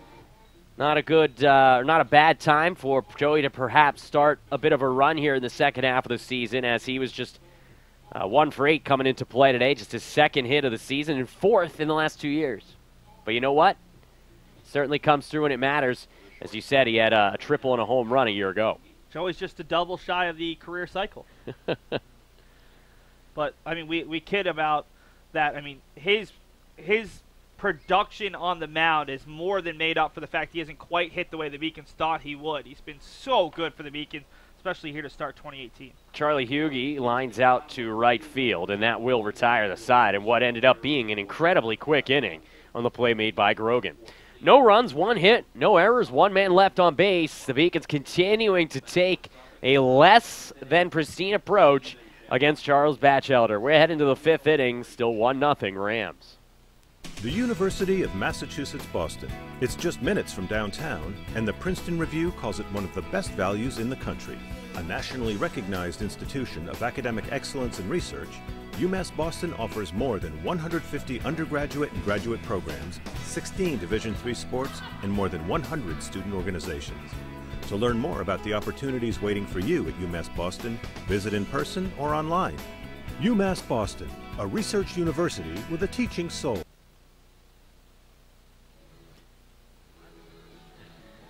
Welcome back to the Beacons Broadcasting Network. Rams leading the Beacons 1-0. There is JT Morin still towing the rubber here into his 5th inning as the starter. It's been a successful day for JT. He's allowed just 1 run on 2 hits. That run coming back in the 2nd inning. A wild pitch was the main reason that run ended up coming home. A leadoff single from Hopkins followed by a stolen base. They got 2 outs on a flyout from Brigham and a strikeout of Grogan, but a wild pitch brought home Hopkins from third base with Shamnosky at the dish. And that's how Suffolk got the only run of this game so far. Here in the 5th, it will be 8-9-1, beginning with Steven Shamnosky, followed by Nick San Antonio and Brady Chant. Let's take a look around Beaconville here on the Beacons Broadcasting Network as JT Morin continues to warm up. You look there, men's tennis beating Emerson College 7-2. Men's lacrosse triumphant over Rivier University 14-10. Men's tennis also hosting Leslie University today at 2 p.m. and softball hosting the Babson Beavers on Wednesday in a doubleheader. Yeah, I mean, there's a little bit of pressure right now on the baseball team to get the win just to keep the perfect day going. I think men's tennis should be a pretty heavy favorite against Leslie from looking at the statistics going into the match. I'm sure the men's baseball team is very aware of what's going on around them and very focused on keeping the perfect day going. That's not just the sports information director. I hope not. Shamnosky steps in. He's 0 for 1. He flew out to left his first time up as that one's off the screen. 0-1. Beacons obviously off to an electric start. They've won 12 straight at home here at Monin Park dating back to last year. Here's a 0-1. That one ripped foul out of play up the first base line. Beacons 10-2 on the campaign. Currently ranked number 1 in the conference, although since there are 3 polls, they're number 1 in one, number 2 in another, number 3 in another, and you be the decider of what they ultimately are. As that one is skied to second base, Murphy over the shoulder catch, 1 down. I think it's very hard to take any weight of these national polls. I mean, it's great. It's great to be ranked number 1, but it's hard when you're this early in a season and there's so many games to be played. I mean, some teams in California have played half their schedule. Yeah, you have a better idea of what a team is 20 games in, but University of Wisconsin Whitewater's number 1 in the country in one national poll. They hadn't played a game prior to Tuesday or Wednesday this week. At least in baseball. I mean, UMass Boston women's track and field outdoor team, they're ranked 3rd in the country. Well, they just won the national championship in indoors, first in 31 years. Great accomplishment, and they bring the exact same team to outdoors. I think the Beacons should be ranked in the top 3. Actually, I think the Beacons should be ranked number 1 because there's nothing to say the Beacons won't have a chance to repeat and make the calendar year sweep. But in baseball, it's too early. It's too early 10 games into the season to put a lot of weight into the national rankings.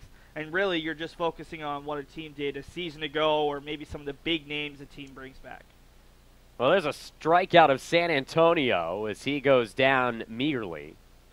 San Antonio didn't see the umpire actually throw out the strike call, so he was just waiting and waiting, thought he might have gotten away with one, and then he was frustrated by the home plate umpire for not blatantly giving the strikeout call.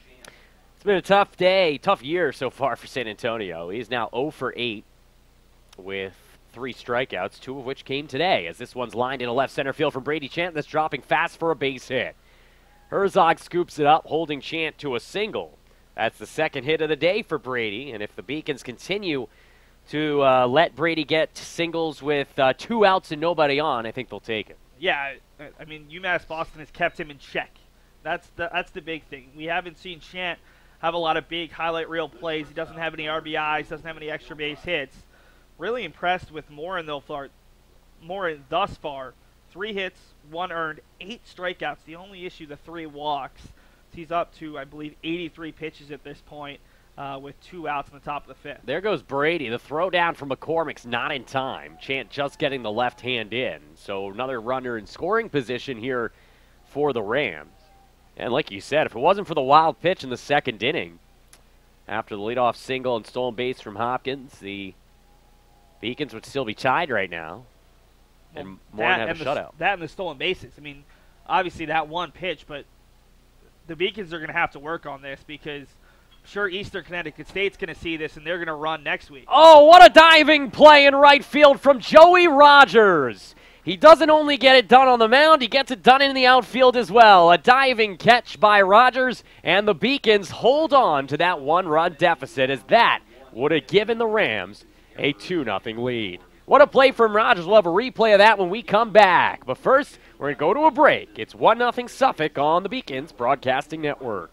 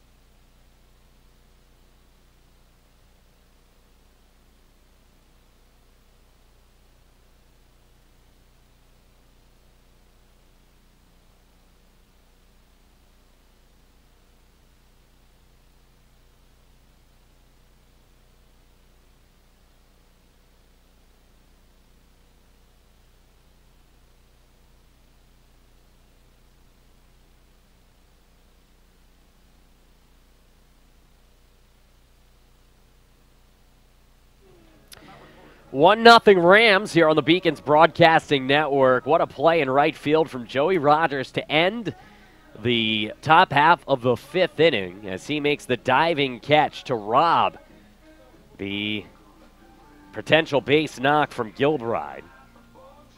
Take a look here now on the instant replay of that.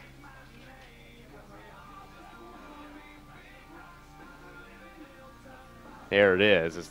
Gilbride takes that the opposite way. Would have scored Brady Chant, but a diving play from Rogers, who had that played perfectly and gave it a little bit of extra hustle to make the effort.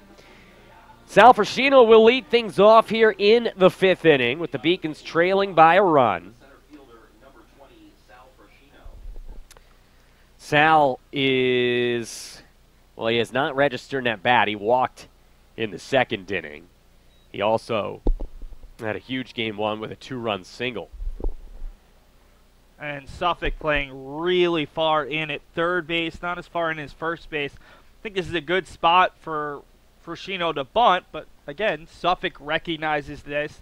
Both of these coaching staffs, we keep talking about it, very familiar with each other. A lot of Beacons coaches either played or coached at Suffolk, so Suffolk maybe recognizes the Beacons' tendencies more than others. That one lays to left field, Chant on the run, and with his range, not too difficult to play as he flags it down in center, 1 down. Brady Chant just makes everything look easy in the outfield, which is exactly what you want if you're an outfielder. And he's chased down a couple balls now today that might be extra bases against some teams that don't have a center fielder who can cover as much ground. The Beacons certainly frustrated, but that's another good swing from Frusciano, just not necessarily getting the result that he would like. Here's Eddie Riley, 0 for 1 with a walk.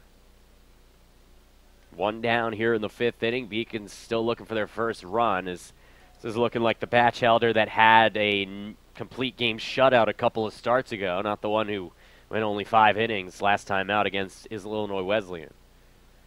Here's an 0-1 coming to Eddie Riley. Nice breaking ball in the outside corner, 0-2. I think that's the best breaking ball we've seen thus far from Batchelder, really causing Riley to ponder the pitch and had no chance at it.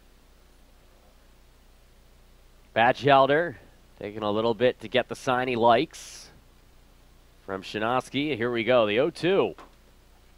Just a bit outside as it's 1 ball and 2 strikes. This UMass Boston team a little bit better than the Stockton team he shut out in his first start of the year. Stockton sitting at just 2-7 on the season. Ospreys have already lost a couple games to New England sides, including Keene, Suffolk, and Leslie. A 1-2 pitch outside. 2 balls and 2 strikes. Leslie playing men's tennis right now. Just to our left. In fact, they've also lost to Becker in Western New England. Team that went down to Florida and has played pretty much all New England teams and not to great results.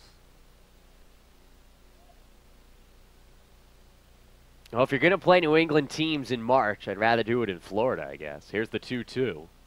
Another curveball. That one's popped up a mile high. Who will call it? Coming on in to make the play will be Gilbride.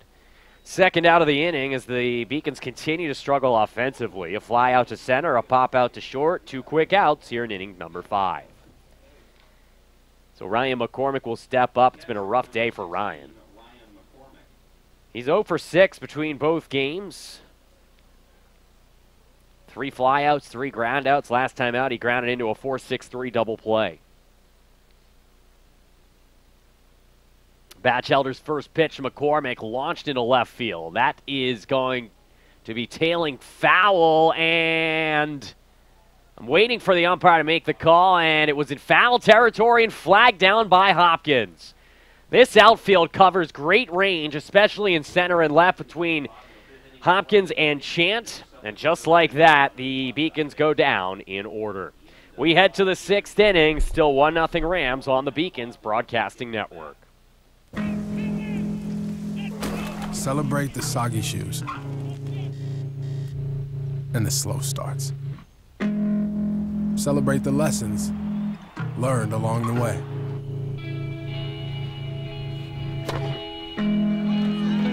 These are the wins. Not the shiny, nail-biting kind. These are the last a lifetime kind.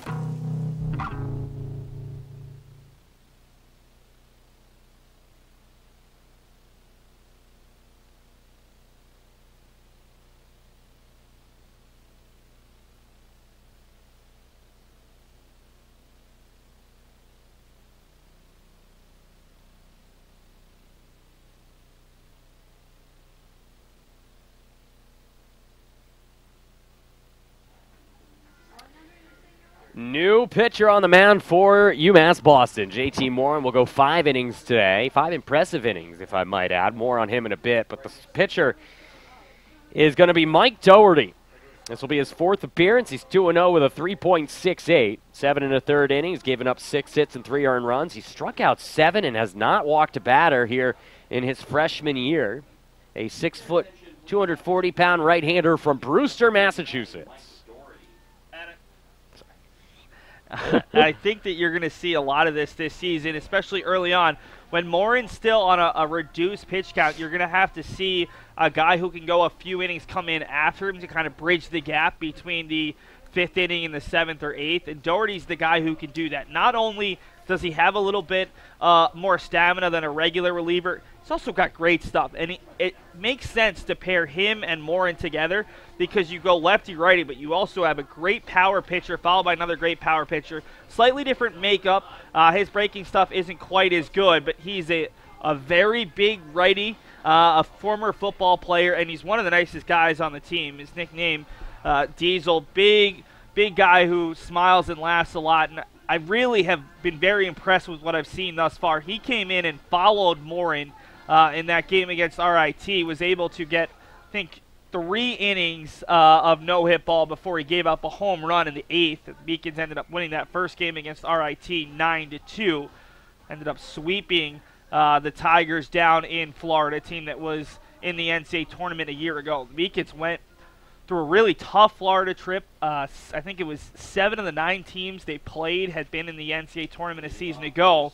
But for one reason or another, they're playing an NCAA tournament team from a season ago again here, and they just have not had the bats. The bats have not come back from Florida, and I think a big part of that is the long layoff was the last thing UMass Boston wanted, whereas the long layoff was great for Suffolk because they've been able to refocus and mentally get back to a better spot after losing 5 in a row and now 6 in a row after the 3-1 Game 1 loss. Seth Coyley, the first batter to face the right-hander Doherty. Coyley is 0 for 1, struck out and walked in this game. Took a fastball for a strike, nothing in 1. 0-1 pitch from Doherty. In the dirt, 1-1. JT Morin's line is done, and it was a good one. 5 innings, 3 hits, 1 earned run, 7 strikeouts, and 3 walks. Certainly nothing to be ashamed of. The Beacons offense can figure out Batchelder. But Morin will at best leave with a no decision as that one's launched into left field on his horse Herzog, and he's going to catch it right in front of the warning track as the balls just aren't carrying this afternoon at Monin Park. 1 down. Limp flags in right, excuse me. And again, everything that looks great off the bat not going anywhere. It's been a really, really interesting day because 9 out of 10 days here at Monin Park, we're going to see that ball at least get to the wall, if not get over. But on a cool Saturday in late March where the temperatures weren't supposed to get much higher than 40, neither team has really been able to do anything with balls up in the air. 1 down on the fly out to right field. Cormier is in. He's 0 for 2, 2 strikeouts. Far cry from Game 1 when he had the only RBI of the day. Doherty, 1-0. That one's popped up. A mile-high foul territory, I believe. Trailing towards the line is Riley. He'll make the play, 2 down. 2 quick outs for Doherty. And so after a fly out to left and a foul out to third, it will bring up Will Hopkins, who's really been the biggest thorn in the side of the Beacons so far in Game 2. He's got a single and scored a run. He's got a walk. He's got 2 stolen bases. Now, granted, he was picked off his last time on the base pass, but certainly been active in this one. 2 down here in the 5th inning. Excuse me, the 6th inning, as that one is a bit... was close to being outside. Looked like it was off the plate to me, but you know what? Just outside for a strike, nothing in 1. Beacons trying to get their offense back out there, and when they do, they'll have the heart of the order 3-4-5 as that one's in the dirt. Good block from McCormick. Beacons have done a relatively good job shutting down the offense of this Suffolk team. It's just the offense for the Beacons has been similarly neutered. Well, good defensive positioning by the Rams. They've been able to limit the Beacons' base running game, and UMass Boston shot themselves in the foot, especially in this game with a couple of pickoffs. Another fly out to Herzog, and that will do it for inning number 6. 1, 2, 3 go the Rams against Doherty. We head to the bottom of the 6th inning, still 1-0 Suffolk University. Something I discovered in myself is that if I have a goal, then I can accomplish it. It's a well-rounded experience. At a Division III school, you primarily a student athlete, so the school is really shaped around you developing yourself as a complete individual. It helps a lot that you have a family with your team that can guide you.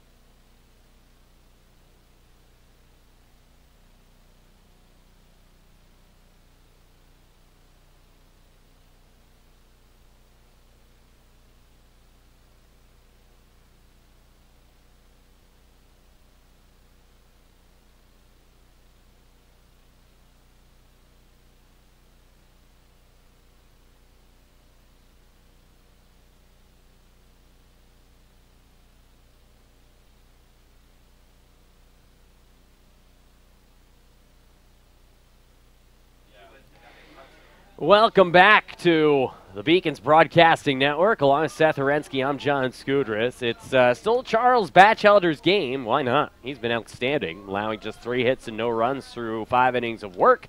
First man to face him here in inning number 6 will be Dave Murphy. Murph has been the most successful against Batchelder. He's reached base twice. He's 1 for 1 with a single and a walk.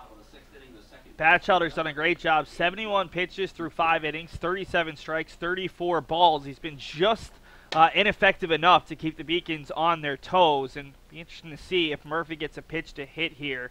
He's probably the only guy who's got the strength on the Beacons to actually muscle one out despite the wind or lack thereof. The ball-to-strike ratio of 37-34, strike-to-ball ratio. Amazing that the Beacons are still shut out right now. Well, their base running miscues, the fact that they hit into a double play, they ran into the third out at third base on that double steal. I mean, the Beacons have shot themselves in the foot a little bit, as has Suffolk on the base pass, although the Rams have also been able to run rampant, especially against Morin. I'm interested to see if they'll be as successful with Doherty on the rubber versus Morin, who was pitching so effectively, except when there were base runners on. 1-1 is outside, 2-1. Yeah, you said it. Only 3 hits on that scoreboard out there, but the Beacons had 2 runners on in the first, 2 runners on in the second, 2 runners on in the third, and a runner on in the fourth. The only inning they didn't was last inning, and yet they have no runs. Here's a 2-1 pitch to Murphy. That's outside, 3-1. So Dave already has reached base twice, looking to lead off the 6th by getting on with Fowler on deck. Coach Agabro going up to Chris, giving him a few words of wisdom before his at-bat. I think we might see a bunt at some point. UMass Boston has used small ball in the past, and if they can get some base runners on, especially early, this might be a bunting situation despite the fact that Fowler is your cleanup hitter, is such a good power hitter. Today, the extra base hits haven't been there, so why not challenge the defense a little bit, get a bunt down, and trust that the combination of Boudris and Herzog can do enough to get Murphy home. Somebody's warming up in the bullpen on the right side by the 380. Not sure. I think isn't that Suffolk? That's Suffolk, yeah. It looks like a righty for the Rams is just beginning to warm. Of course, the sweatshirt isn't going to make it easy to get a number on him. There's Chris Fowler. Chris 0 for 1. He flew out to left and walked. First pitch, back up the middle, hits the pitcher's backside right to the shortstop, Gilbride, who throws on to first for a double play. If I'm not mistaken, I'm not sure, 100% sure if it made contact. No, it did. It 100% did. That should be a 1-6-3 double play, as I think he actually kicked it up. I'd love to see the replay, but I don't know if that ball gets through, but it's certainly a more difficult double play, and it definitely hit the pitcher. We'll take a look at that after this next pitch. But that's so frustrating. The Beacons have done that. I think the Beacons have hit 3 different pitchers today for Suffolk, and all 3 have resulted in outs. Yep. I mean, they always say hit the ball right back up the middle past the pitcher, and Beacons just haven't been able to get it past the man in gray on the mound. Yeah, last game it was Sinatra who they ended up hitting right in the stomach, and he made the play. And then twice here in Game 2, Batchelder's made some interesting efforts. That one was pure luck, but a good play nonetheless by Rich Gilbride at shortstop. So now 2 down, and here's Boudris. And we talked about the Beacons being one of the top teams in terms of turning double plays. Well, Suffolk's got 2 here in game number 2, and the Beacons continue to be stymied by this Rams side. You said it. Fly out to center where Brady Chan is waiting to retire Boudris. So the Beacons, for the 5th time in 6 innings, put a runner on base, and for the 6th consecutive inning, do not bring them home. We head to the 7th inning from Monin Park. It's still 1-0 Suffolk on the Beacons Broadcasting Network. I did receive a non-athletic scholarship upon entering school. I got the presidential scholarship, which was huge for me. I think there's more opportunities for academic scholarships in Division III. I did receive academic scholarships. Just being involved on campus, being a leader, all those things combined kind of get me recognized. It's a great experience for me.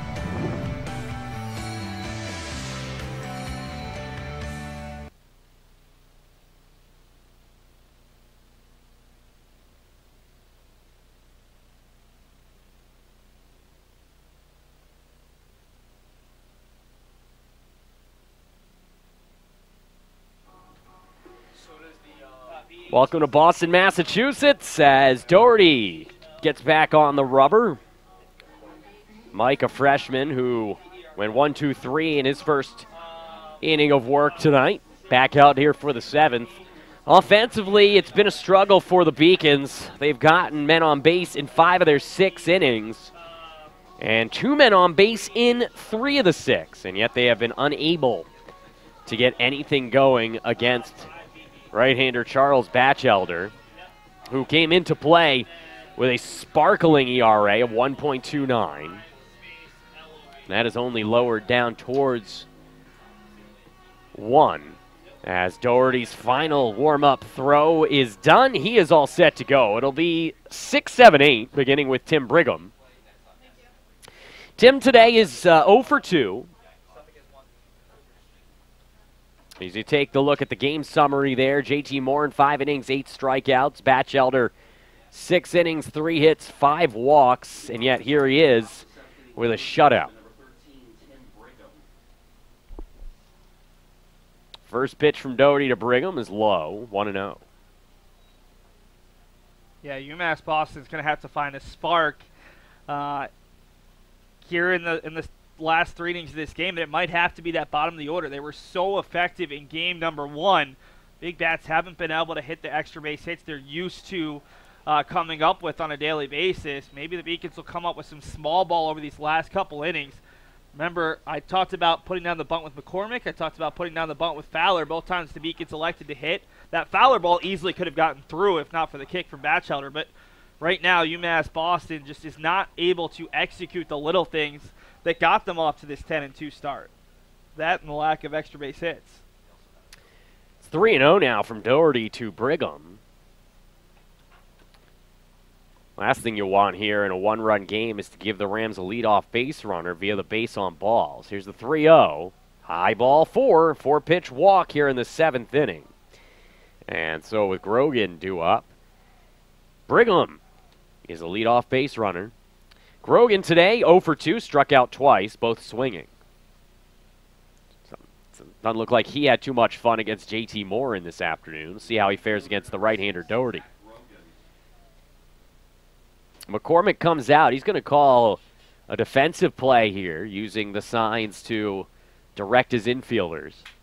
We'll see if they think that a bunt may be ensuing here. Well, you figure they're going to move the runner one way or another, the way they've been stealing bases in this contest. UMass Boston hasn't thrown out a runner in either game. I think Suffolk's up to, what, 5, 6 stolen bases in this game alone? I have 4. So 4 in game 2, and they had at least 1 in game 1. Came in with 8 stolen bases in their first 10 games. Not in time from Doherty. It is 0-1 to Grogan. Came into today's game hitting .286. One of the better hitters on this team when you consider that just 2 guys were hitting over 300. There's the 0-1. Fastball lined into the gap. That's trouble. Rogers has to cut it off. Did a smart play to get behind it instead of trying for a diving effort like he did 2 innings ago. But 2 men on base with nobody out against Doherty as the Beacons have a right-hander warming up. Yeah, that's smart. I don't think you want to allow Suffolk to really stretch this out. It's a righty up in the pen. My guess is it's either Monroe or McGuire. But I can't get a number on that player.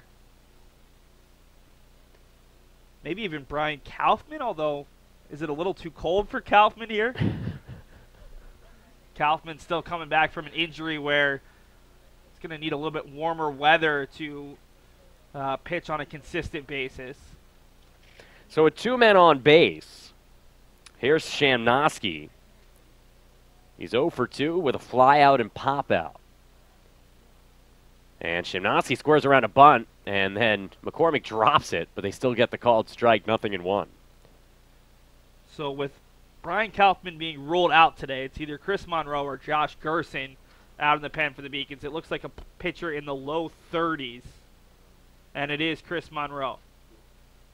How can you guys see that? My goodness. Well, I'm guessing Anthony Searles, our stat guy, probably knows what our pitchers look like after having done so many different bullpen sessions and also Fair enough. catching most of these guys last season.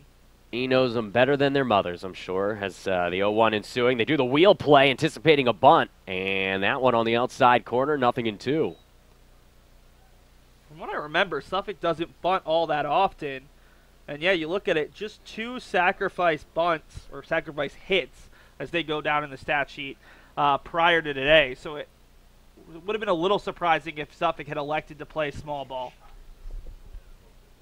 UMass Boston's going to call out another defensive play, maybe potentially worried of a bunt even here with 2 strikes.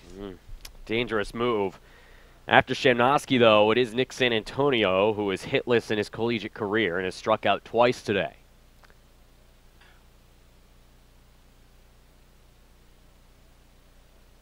From the stretch, defenders wheel around, and a pickoff move, almost able to gun down Tim Brigham at second base. Nice strategy and a really good idea. I mean, it was clear UMass Boston was not going to throw that pitch, and somehow they still got in behind the base runner. Slightly better throw in terms of the spot where that ball hit the glove. Might have ended up with the Beacons getting a huge first out. See if the Beacons decide to do this wheel again here with an 0-2 count. They've done it back-to-back pitches. Here they go. And another pickoff move. Fool me once, shame on you. Fool me twice, shame on me, as getting back in time is Brigham. Yeah, I just don't see UMass Boston leaving the play in effect and throwing a pitch with 2 strikes. With no strikes, 1 strike maybe. But also, we're talking about a Suffolk team that doesn't play a ton of small ball thus far this season. They don't steal all that many bases, just 8 prior. Got to be expecting the batter here to be swinging. Shamnosky is the batter. He is hitless in his collegiate career, as is the man on deck, San Antonio. Big chance here for the Beacons to try to get out of a jam. They do square around. The throw is high, 1-2. Now you have even more mind games. I am bamboozled. Good word. I try. That's that BC education right there.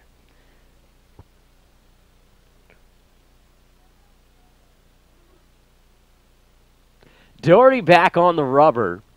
A 1-2 will be coming up here to Shamnosky. Here they go. And Shamnosky gets it down. What a play by Steven Shamnosky. They throw him out, does Riley. However, the runners advance to second and third on a perfectly executed sacrifice bunt. That's the rare bunt where you see a third baseman on the first baseline pick it up, and then throw it across. And now we're going to see a pinch hitter for Suffolk. And it's going to be the starter at second base in game number 1, Trevor Lee, stepping up. This time I'll get his name right. And a big spot. And this is the 9-hole, right? So Brady Chant potentially will have a chance with runners on base unless Lee can do something here or hits into a non-traditional double play. Well, you wouldn't think that they would walk Lee to get to Chant, even if it would set up a force at any base, including the plate. No, I think you go right after Lee, hoping for a potential strikeout, a pop-up, soft grounder on the infield, although the Beacons will bring the infield in here.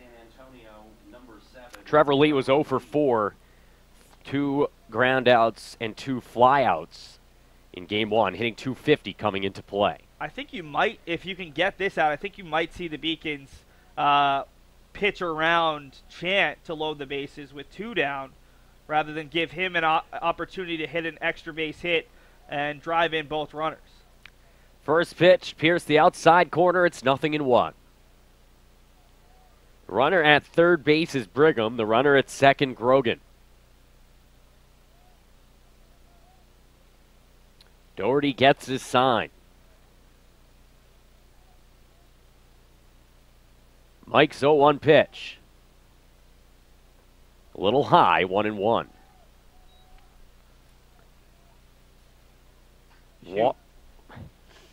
Huge spot right now for the freshman. We haven't seen him in a lot of pressure situations prior to today, most of the time pitching with a lead. This will be big just to see how he's able to work through this kind of jam.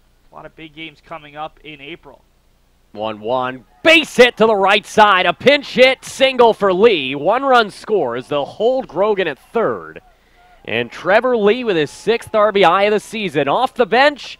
And on the board, it's 2-0 Rams. Yeah, Fowler just unable to get to that one. And then there could have been a play at the plate potentially, but the runner from second slow to take off.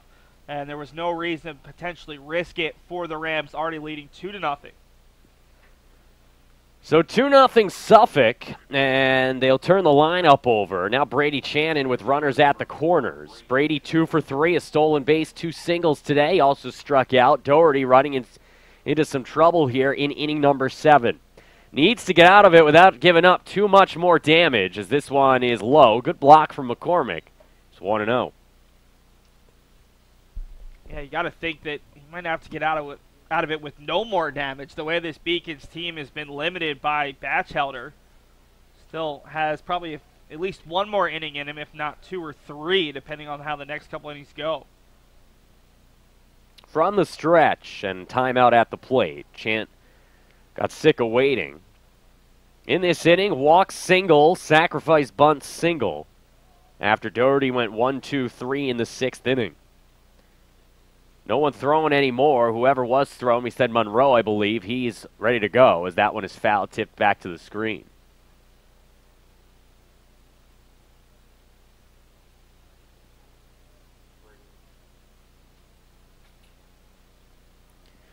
Beacons back at it on Tuesday at Westfield State. The Rams back at it tomorrow against Rhode Island College. Doherty takes a peek at first.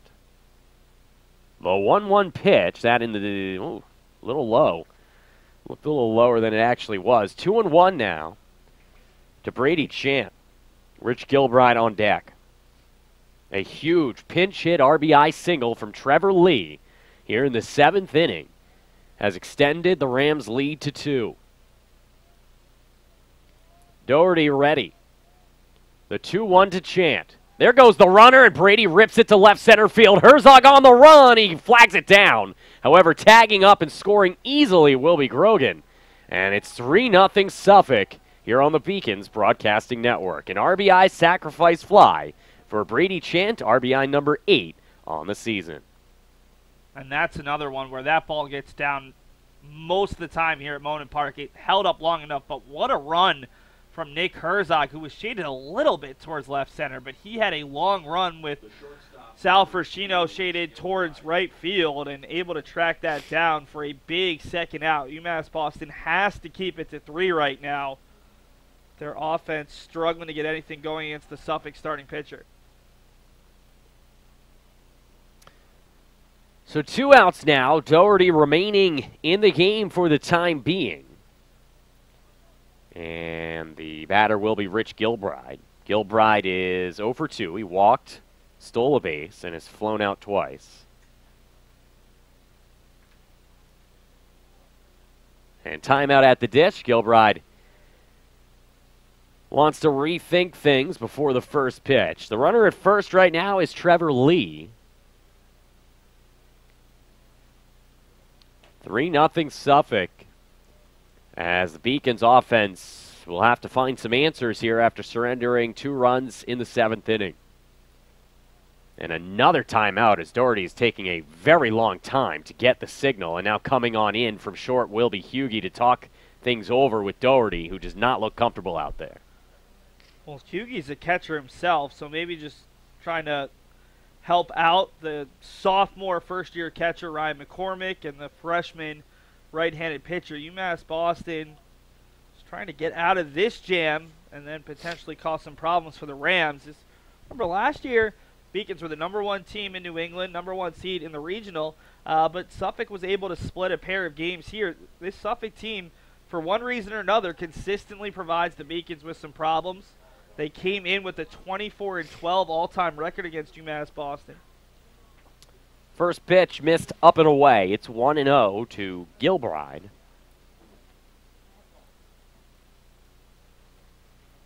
One-0 pitch way outside. 2-0. As the wheels coming off here a little bit here in the 7th inning for Doherty and the Beacons. Still, though, very much in this game with 9 outs to go offensively. And another man warming up in the bullpen for UMass Boston. 2-0, and that one's right down Broadway. 2 balls and 1 strike.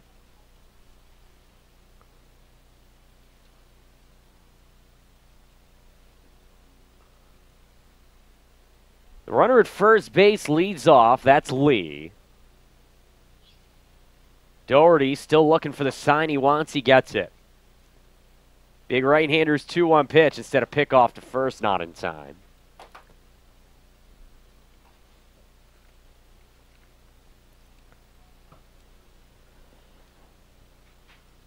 In this game, the Beacons saw JT Morin start out like lightning. 3 strikeouts in the first inning, as that is a foul ball out of play. The runner was going, but he'll have to mosey his way back to first. It's 2 balls and 2 strikes. Morin ended up going a solid 5 innings, giving up just 3 hits and a run. But he has been bested by Batchelder, the starter for Suffolk, who has gone 6 shutout innings so far. And really, if it wasn't for the bottom of the order in Game 1, the Beacons would be on the verge of a sweep here at home, as that one is high for ball 3. So the runner at first, Lee, will be on the run here with the pitch. 3-2, 2 outs. A 3-0 Suffolk lead here in the 7th inning.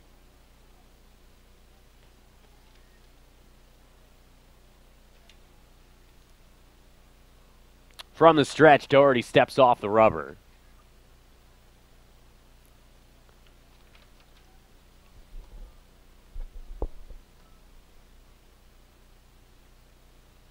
Ready to go on the payoff pitch. Doherty's 3-2, and that one's fouled out of play again.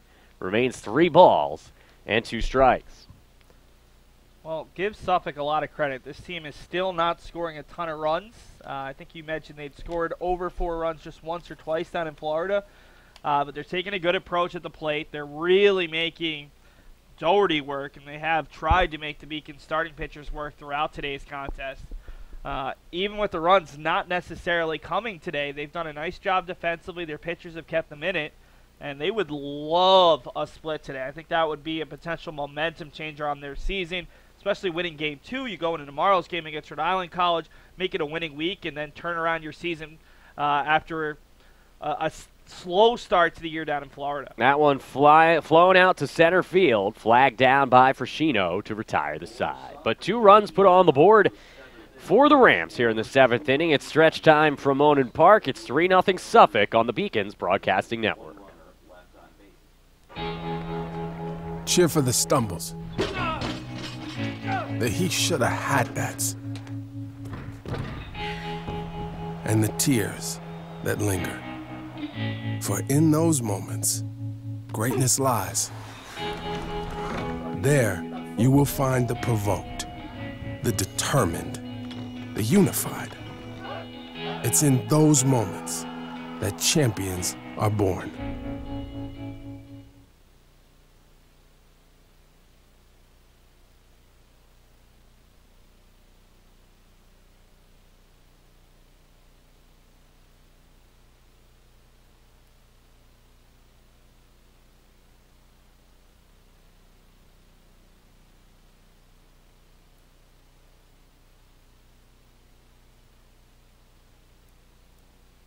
Welcome back to the Beacons Broadcasting Network. Along with Seth Orensky, I'm John Scooters. Beacons trailing 3-0, and who else? Charles Batchelder, number 33 in gray, back out there. He has absolutely dominated this season for the Rams, and that has continued today with his team leading 3-0. It'll be 6, 7, and 8, beginning with Herzog, Joey Rogers, and Charlie Hughey. And one of the reasons the Beacons offense has been so lackluster today has been the lack of performance from the heart of the order. The trio of Fowler, Boudris, and Herzog are combined 1 for 17 here in the doubleheader. Well, that's not a great stat if you're a Beacons fan. Not so much. We'll see if Nick can turn it around. I think we might see a bunt right now. I'm going to keep throwing out predictions. I've been pretty good today. I think we might see the third baseman's playing back. Nick's a guy who can bunt a little bit. Maybe just try to play a little bit of small ball. Get an early base runner. The Beacons have been leaving too many guys on base. Get a base runner and just trusting your teammates to drive you in. Batchelder ready. First pitch is a bit high. 1-0 to Nick Herzog. Joey Rogers in the on-deck circle. Hughey in the hole. Anyone reaches, Sal Frashino will turn the lineup over here in the 7th inning. Batchelder's 1-0 pitch. Breaking ball, or looked like it was intended to be, 2-0. I mean, the alternative is if Batchelder struggles with his control, which he's done at points today. He did have 5 walks earlier on. Suffolk will continue to throw our sweatshirt reliever out there in right field, not making it easy on us to ponder who that might be. Here's the 2-0, and on the outside corner, 2 balls and 1 strike. Remember, Suffolk's bullpen has been their big Achilles heel this year. Most of their starters, including Batchelder, a very strong ERA, but their relievers not so much. Portis, who came in Game 1, is a starter who was working as a reliever, but they throw some of those key bullpen guys. You're looking at guys, with the exception of Anthony Riga, who have ERAs of 5, 6, maybe even 7. Even one reliever who hasn't seen a ton of work, Johnny Maffey, I believe it is, at 22.09. Here's a 3-1. Inside, and they're going to say it hit him. Well, it would have been a ball anyway, so it's a leadoff base runner nonetheless, hit by pitch. And Herzog, I believe he's hit by pitch for the second time today. Yeah, he was hit by that pitch that bounced up there on Beacons. Were trying to take third. Now, typically I would say this is a bunt situation, but down by 3, I don't know if you're as likely to give up outs with just 9 outs remaining. Then again, the Beacons have hit away in each of the past 2 times they've had the situation runner on first, no outs, and hit into double plays. So a lot going in here as we're going to see Suffolk come over and have a chat with their pitcher, and they're going to send out what's likely to be another reliever out to the pen. I don't know if Suffolk has a true closer at this point since they've only won 3 games. They do have 2 saves on the year, Tyler Zell and Parker Brown, a pair of guys with ERAs north of 6. So as they discuss things on the mound, we remind you to keep abreast of all of the UMass Boston Beacons athletics action by following us on every social media avenue, whether it be Twitter, Facebook, YouTube, Instagram. We're on it at UMass Beacons.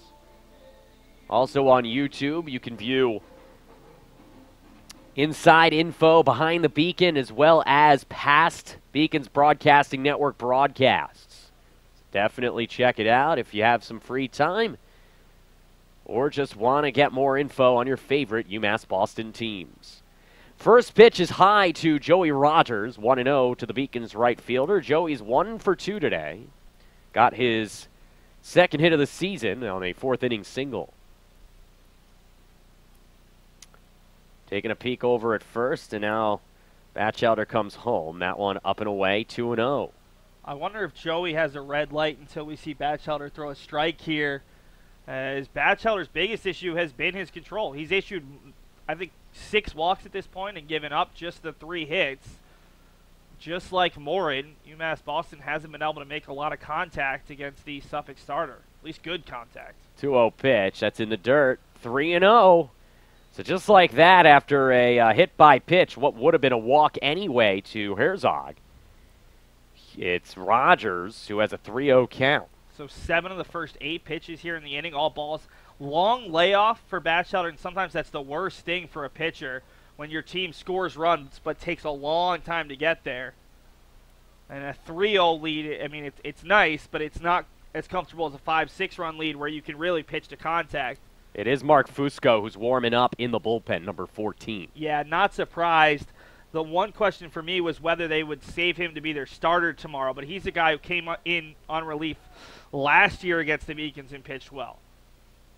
3-1 two-seamer on the inside corner to Rogers. It's 3-2. Now Joey probably is going to have to take the bat off the shoulder. Wonder if you contemplate sending Herzog here to avoid a double play. And hit into a line drive double play? There are rebuttals to everything, yes. As here's the 3-2. Ground ball, and, well, you would have potentially avoided it, and they still do, as that would have been too late anyway. But it is a ground out to first base. 3 unassisted on the putout.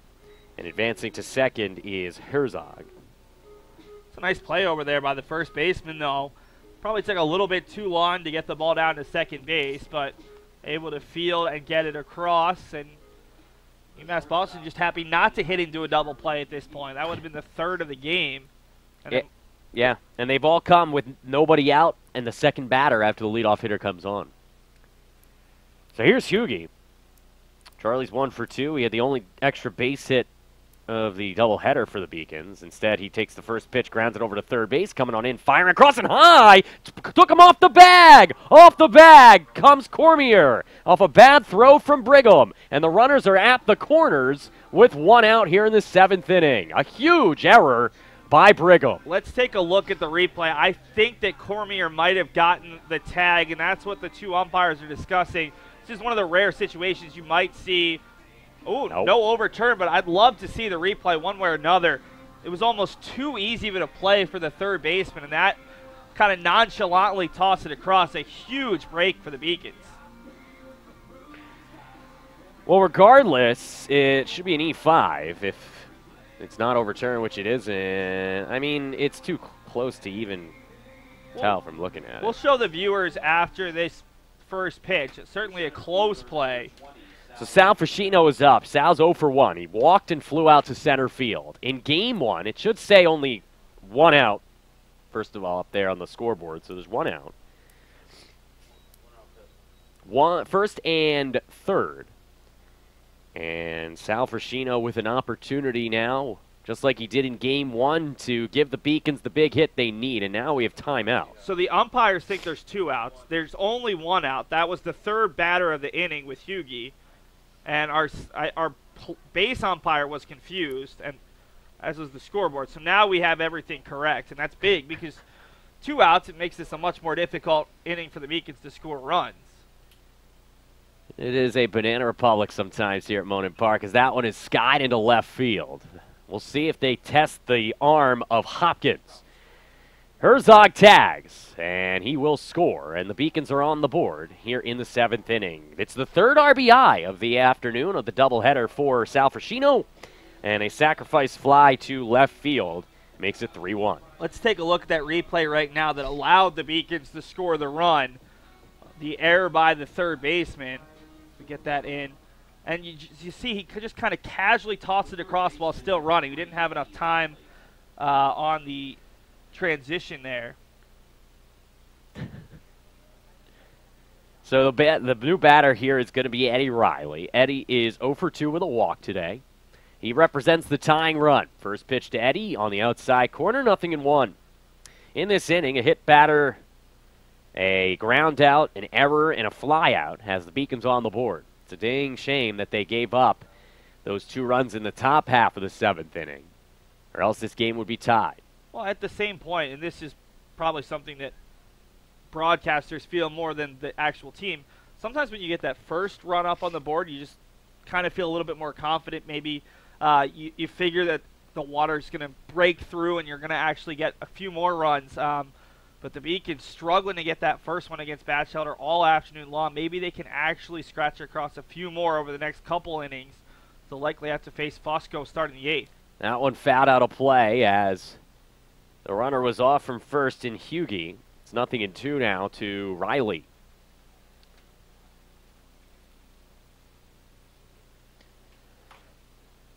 Always the optimist, Seth, as compared to my well, it's good narcissistic pessimism over here. The two sides of Commonwealth Avenue. Good and evil. Who's who? I think you know who I think. Here comes the 0-2 from Batchelder. There goes the runner. That's outside. Throw down. Not in time. So the second run is in scoring position. Another stolen base here for Charlie. He was actually caught stealing back in the second inning when he was picked off. But Hughie has reached second base, and Eddie Riley will see a 1-2 pitch. Well, this is a pretty good guy to have up at the plate. He's hit well today. He's made good contact. UMass Boston love to get a second run right here, put the pressure back on the Rams with 2 frames left. From the stretch, the 1-2 pitch. Curveball laced into right center field, but with Brady Shant out there, no chance for that one to fall, and that will do it for the 7th inning. But the Beacons do end up getting a run. They do so without the benefit of a hit. 1 run, no hits, 1 error, and 1 man left on base. We head to the 8th inning. It's 3-1 Suffolk on the Beacons Broadcasting Network.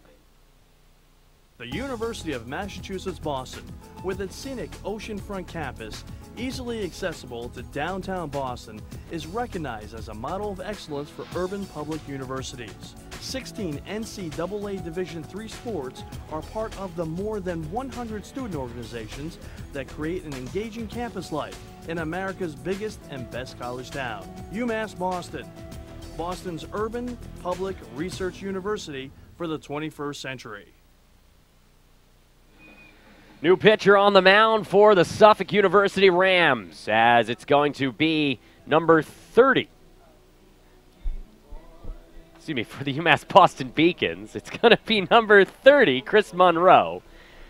It's the 5th appearance of the season for Monroe, 5.40 ERA, 6 2/3 innings, 6 strikeouts, 5 walks, 3 hits, and 4 earned runs for Monroe.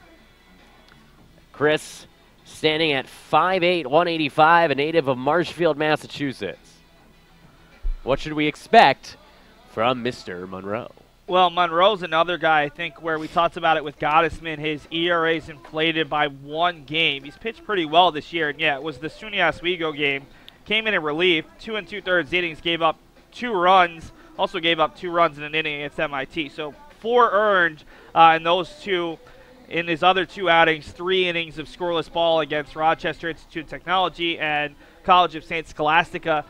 He had a really good summer. Went up and pitched with the Cortland Crush of the New York Collegiate Baseball League. Was a guy who filled in for them in the bullpen in all kinds of different situations, would come in and would get the team out of jams. A guy who UMass Boston wants to use more here as a sophomore. He was their 4th or 5th reliever a season ago when they really only went 3 or 4 deep.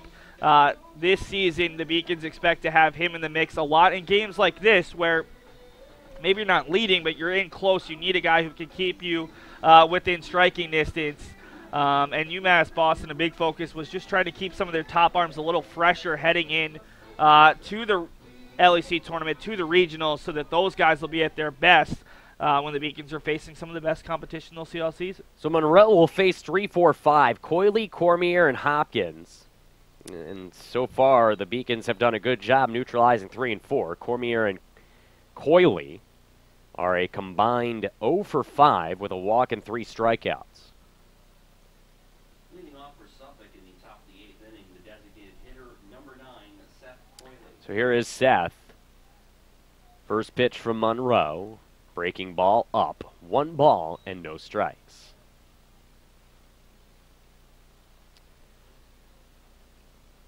And now Monroe is really struggling to get his footing.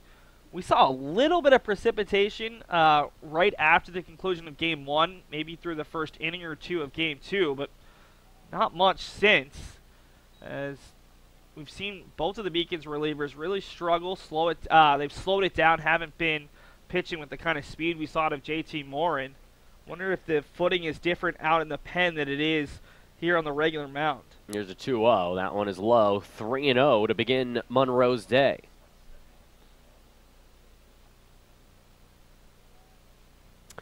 It's been an interesting doubleheader, a low scoring, and not a lot of hits today in either game, as that one is a curveball. 3-0 breaking ball, and that one caught the middle of the plate. Well, that's the only way that you get through 16 innings of baseball in less than 5.5 hours if you have low-scoring games like today. Foul ball off the screen, full count. Yeah, I mean, no doubt about it. Both teams had their opportunities, especially the Beacons here in Game 2. They put 2 men on base in each of the first 3 innings, unable to score a run. Likewise for Suffolk, they got base runners in every single inning, as this one is grounded through the left side past the diving Riley. And that is a base hit. The only inning they didn't was Doherty's first inning in the 6th. Every other inning they've had base runners in this game. And another here in the 8th inning, a leadoff single for Coyley. And we're going to see a pinch runner over there at first base. It's going to be number 5, Zach Aresti. Aresti, a sophomore out of Wayland, Mass., attended Worcester Academy, 6'1", 185. Trying to get a little bit of speed out there, and that likely means we're going to see another stolen base attempt, as McCormick has not proven today that he can throw out any of these Suffolk base runners. Yeah, Aresti does have a stolen base so far this year. He's just 2 for 5 on the campaign, but does have a steal. And he's in there for the designated hitter, so you're not worried about whether he can necessarily play that spot defensively. So in that situation, you're just looking for a good base runner. You're looking for a guy who's got speed and who can test the defense. Suffolk trying to do what the Beacons couldn't do in that first game, stretch this out a little bit further and pick up a key insurance run late to make it a little bit easier on their bullpen. Here's Cormier, who's had a interesting day. Blaze in Game 1 was integral to their success, as at first base he ended up going 2 for 4 with an RBI. Here in Game 2 has been much less successful, 0 for 3 with 2 strikeouts. Of course, left-handed hitters tend to have some issues against JT Morin. Chris Fowler trying to pretend like he did not catch the ball to see if he could get Aresti to come off the bag. Hey, any way to help your pitcher, right? Just find a way to pick up that first out. I've seen it work. Todd Helton did it once to Matt Carpenter. I know that YouTube clip well. One of those things where you can't imagine something like that happens. I still don't know how something like that happens when you have a first base coach right there. But even first base coaches sometimes forget. Here's a 2-0 coming from Monroe. And instead we'll see a pickoff move to first. Well, I think part of it is just the audaciousness of who's actually going to try that at the major league level. And most first base coaches are focusing on so many different things, or maybe they're just a little bit out of it for a moment. The old hidden ball trick, probably the most famous hidden ball trick, was in the movie Rookie of the Year? Rookie of the Year. Or no, was it Little Big League? No, I think it was Rookie of the Year. It was because his injury that led him throwing to a 90-mile-per-hour fastball as a young teenager suddenly evaporated. He re-injured himself, or the injury fixed itself in the middle of the game. Yes, it was in that. It was in both, I think. He also threw an eephus pitch in that 9th inning to get... Float it, as his mother said. Yeah, and that would 100% not work. No, it would have been launched. thing would have been gone. As Brendan Eigerbrodt, if you're wondering, that is who is out there discussing things with a dynamic trio of Monroe, McCormick, and Hughie, with Riley waiting on the left side of the mound. And that's allowing Joe McGuire to warm up quickly out there as UMass Boston recognizes 3-1 is going to be a difficult enough climb right now with the way their lineup is hitting. They want to keep this at 3-1 here in this half inning as the Beacons bullpen is struggled a little bit here in game number 2. And there's going to be a quick call. Got McGuire a couple of pitches. He'll get a few more on the mound, and Joe McGuire, the hard-throwing junior right-hander, is going to have a chance to get the Beacons out of this mini jam. So Joe McGuire will come on in for Monroe, who will face only one batter and 2 pitches to Cormier. Not often you see a pitching change in the middle of an at-bat. Well, what have we seen? A hit and a couple of pitches outside the zone. Monroe's been struggling to locate. Puts a lot of pressure on McGuire, though, to throw a first pitch for him strike. As that shows the trust the Beacons have in McGuire, who was just phenomenal as a sophomore. Don't know what his stats look like at this point. McGuire, 5 appearances. This is his 6th. 5.40 ERA, no decisions. 8 1/3, 8 hits, 5 runs, all of them earned, 4 strikeouts, 2 walks. He's given up 3 extra base hits. That's the second most on the team. And opponents are hitting .267 against him so far. One problem has been control. 3 hit batters and 1 wild pitch in 8 1/3 innings. Yeah, well, McGuire pitched well to start the year. 4 innings, allowed 1 hit and 2 walks, did not allow a run. But his last 2 outings, 3 2/3 against Rowan, 5 hits, 2 runs. Then struggled against Spalding, 2/3 of an inning, 2 hits, 3 earned runs. So a bit of a rough outing. But again, those are such good teams down in Florida. Rowan, one of the best teams the Beacons saw on their entire trip. St. Scholastica was trying to mount a late game comeback. And it'll be interesting to see right now, or Spalding mounted a late comeback and actually defeated the Beacons. So he pitched in both the games the Beacons lost. Certainly better than his stats would show. This isn't an easy spot, though. And right now, the Beacons would love McGuire to go these last 2 innings because you've already used Trey Mendoza for 4 outs today. You don't want to really force him to go 7, 8 outs on a non-conference doubleheader before conference play begins. So UMass Boston trailing by 2 runs here in the top half of the 8th inning. If they want to have hopes of coming back in this game, they cannot allow more runners to come across the plate. This is a unorthodox pitching change in that it comes in the middle of an at-bat. Blaze Cormier, who's 0 for 3, is ahead of the count 2-0. Chris Monroe's day is done, as replacing him is Joe McGuire. And I wonder if he gets the green light looking for a fastball, as McGuire's got to get a strike here. Well, you'd wonder if they'll send a resty at the very least, as that one's outside now. They probably won't now. It's 3-0. I mean, the other thing is we've seen a really tight strike zone at points today. I think this strike zone has actually been tighter here in Game 2 than Game number 1. And Monroe felt he was being pinched. That one looked pretty good from McGuire, and that one well off the plate for ball 4. So Cormier, a rare 4-pitch walk, 2 for 2 different pitchers. And so McGuire has put 2 men on base, first and second, for Will Hopkins, who has been the most successful offensive performer in Game 2 with a hit and a run scored. He's also stolen 2 bases and reached base twice. McGuire gets his sign. First pitch, and Hopkins bunts, and it's a beaut. Riley coming on in, only play is to first, 1 down. However, the 2 runners advance into scoring position. Perfect bunt from Will Hopkins. And with 1 down, up comes Tim Brigham.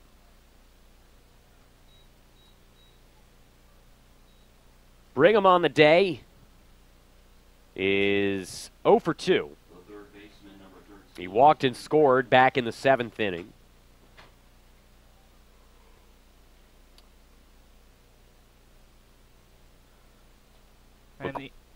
sorry, the infield coming in once again. It didn't work the last time for UMass Boston. Ball is low as that's now 5 consecutive balls thrown by Beacon's pitching and 3 straight since coming out of the bullpen for McGuire. Runner at third is Aresti. Runner at second, Cormier. And that one fouled off the leg of Brigham. UMass Boston setting up really far inside. McCormick setting up pretty much right next to the batter, trying to jam the right-handed hitter, trying to get a weak ground ball at this point. So Beacon's desperate to keep this game at 3-1. Suffolk's done such a nice job of keeping the pressure on the Beacons and their defense here throughout this second contest. The 1-1 pitch. Breaking ball just a bit outside and low. It's 2-1. I couldn't be a pitcher. Couldn't be a pitcher because I would show my frustration towards the umpire. Oh, we know. We've worked with you, Seth. We know. It's 2-1 from McGuire. Inside corner for strike 2. And I would also show my surprise when I got a strike. Yeah. Like that. What? I thought the second ball was a strike, and I thought the second strike was a ball. I mean, again, it's difficult for us to tell from up here, but I haven't seen the most consistent of umpiring today on either side. I don't think either coach is necessarily going to lament the strike zone from these contests because I think they have been fairly consistent. They just have been fairly inconsistently consistent. 2-2 coming up here from McGuire. And a perfect breaking ball, called strike 3, and I think Brigham's more angry at himself that time. 100%. Brigham so frustrated that he took that pitch. One of the clearer strikes, I think, today. And Brigham just yelling at himself immediately, patting his own chest, and now the Beacons have a chance to get out of this jam. That was a beautiful curveball from the right-hander McGuire. So now Grogan is in. And, it gets away. McCormick blocked it. The runner's coming home. The throw, he's out at home plate. What a play from McCormick as they gun down the runner, Aresti, at home. And the Beacons cling to the 2-run deficit through 7.5 innings. What a play by UMass Boston. We head to the bottom of the 8th. Still 3-1 Suffolk Rams.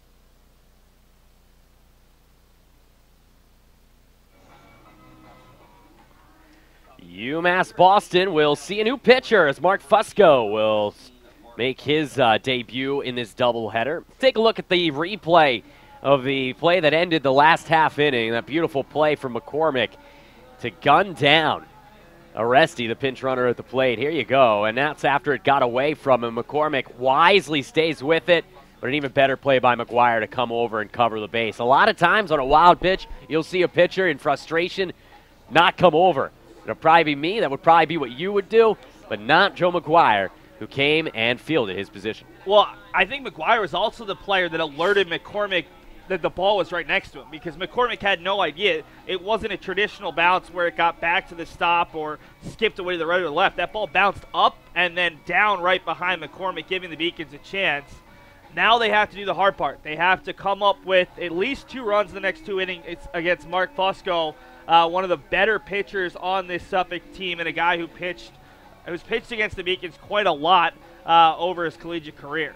Yeah, Fusco 1-1. This will be his 3rd appearance. All of his appearances have been starts so far. In fact, he has a complete game as well. 1-1 with a 2.25, as you see on your screen. The right-hander's 12 innings, 11 hits, 7 runs, but only 3 of them earned. He struck out 9 and walked 2, but he has given up 4 extra base hits, including 2 bombs. So it's unlikely we'll see bombs today, judging from the way the first 17 innings or so have gone.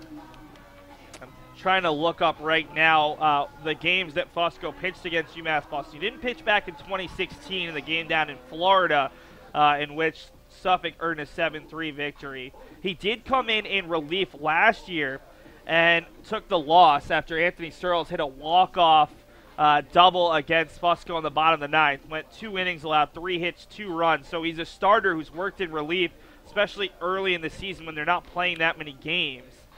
And then Fusco, I think, also came in and pitched in the regional game, a 13-4 Beacons win. But I'll give you that info in a second.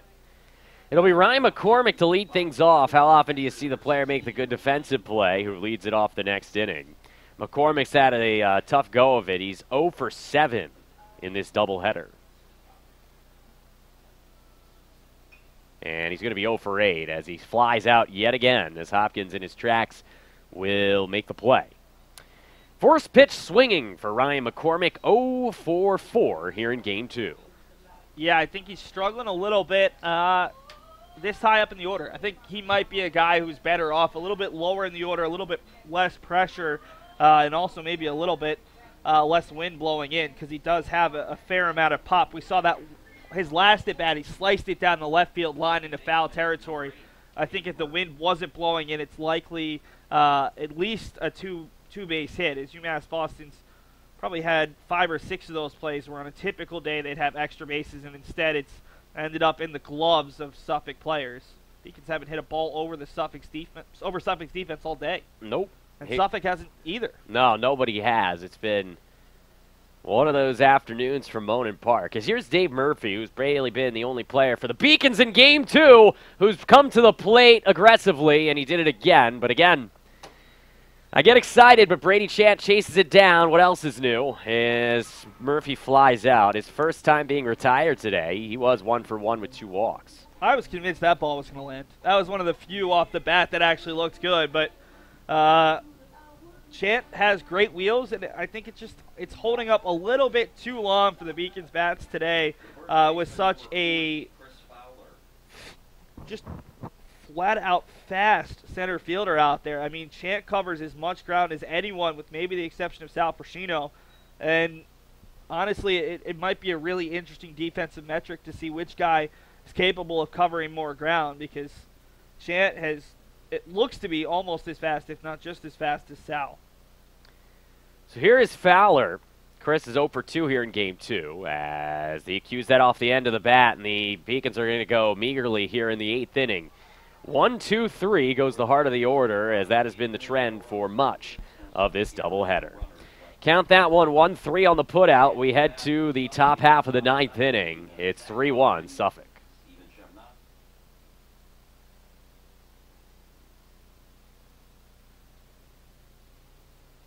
Division III allows you to give yourself to other things. Having that free time allows me to pursue the things that I want to pursue. Division III athletics affords students the opportunity to, engage in the other interests in their campus and in their lives outside of that sport. It allows you to just be able to do everything you want to do. I wouldn't change it for the world.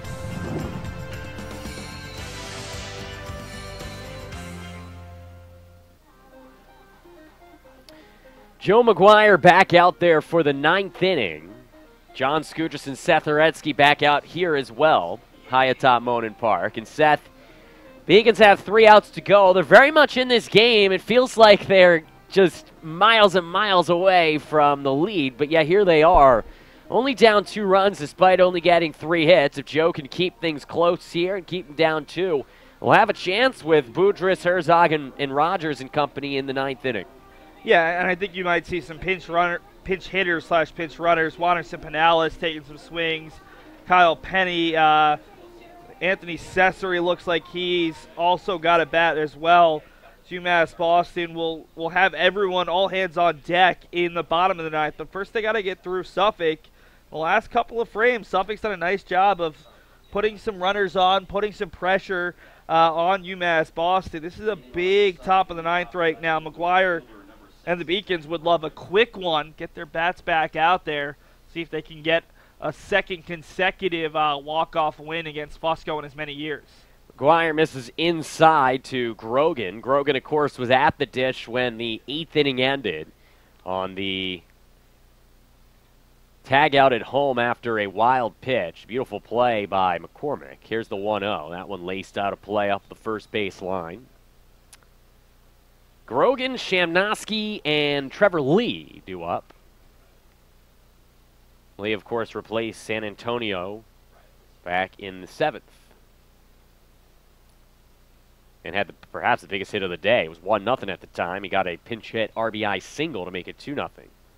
Grogan, Shamnosky, and San Antonio might be one of the best names in order in a lineup in a long time. Give Anthony Del Pret a lot of credit for putting those three in order.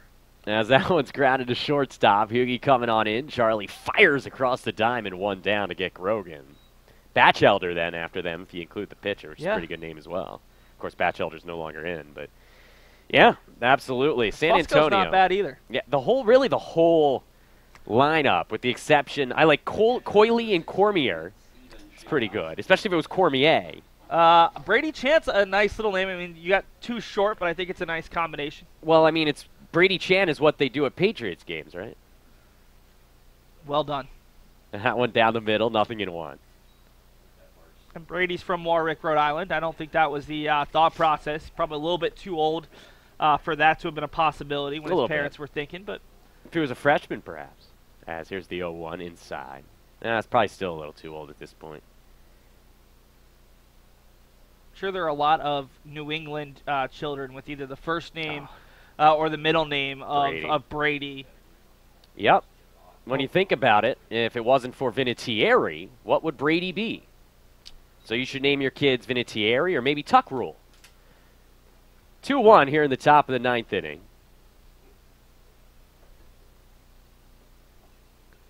That one grounded foul.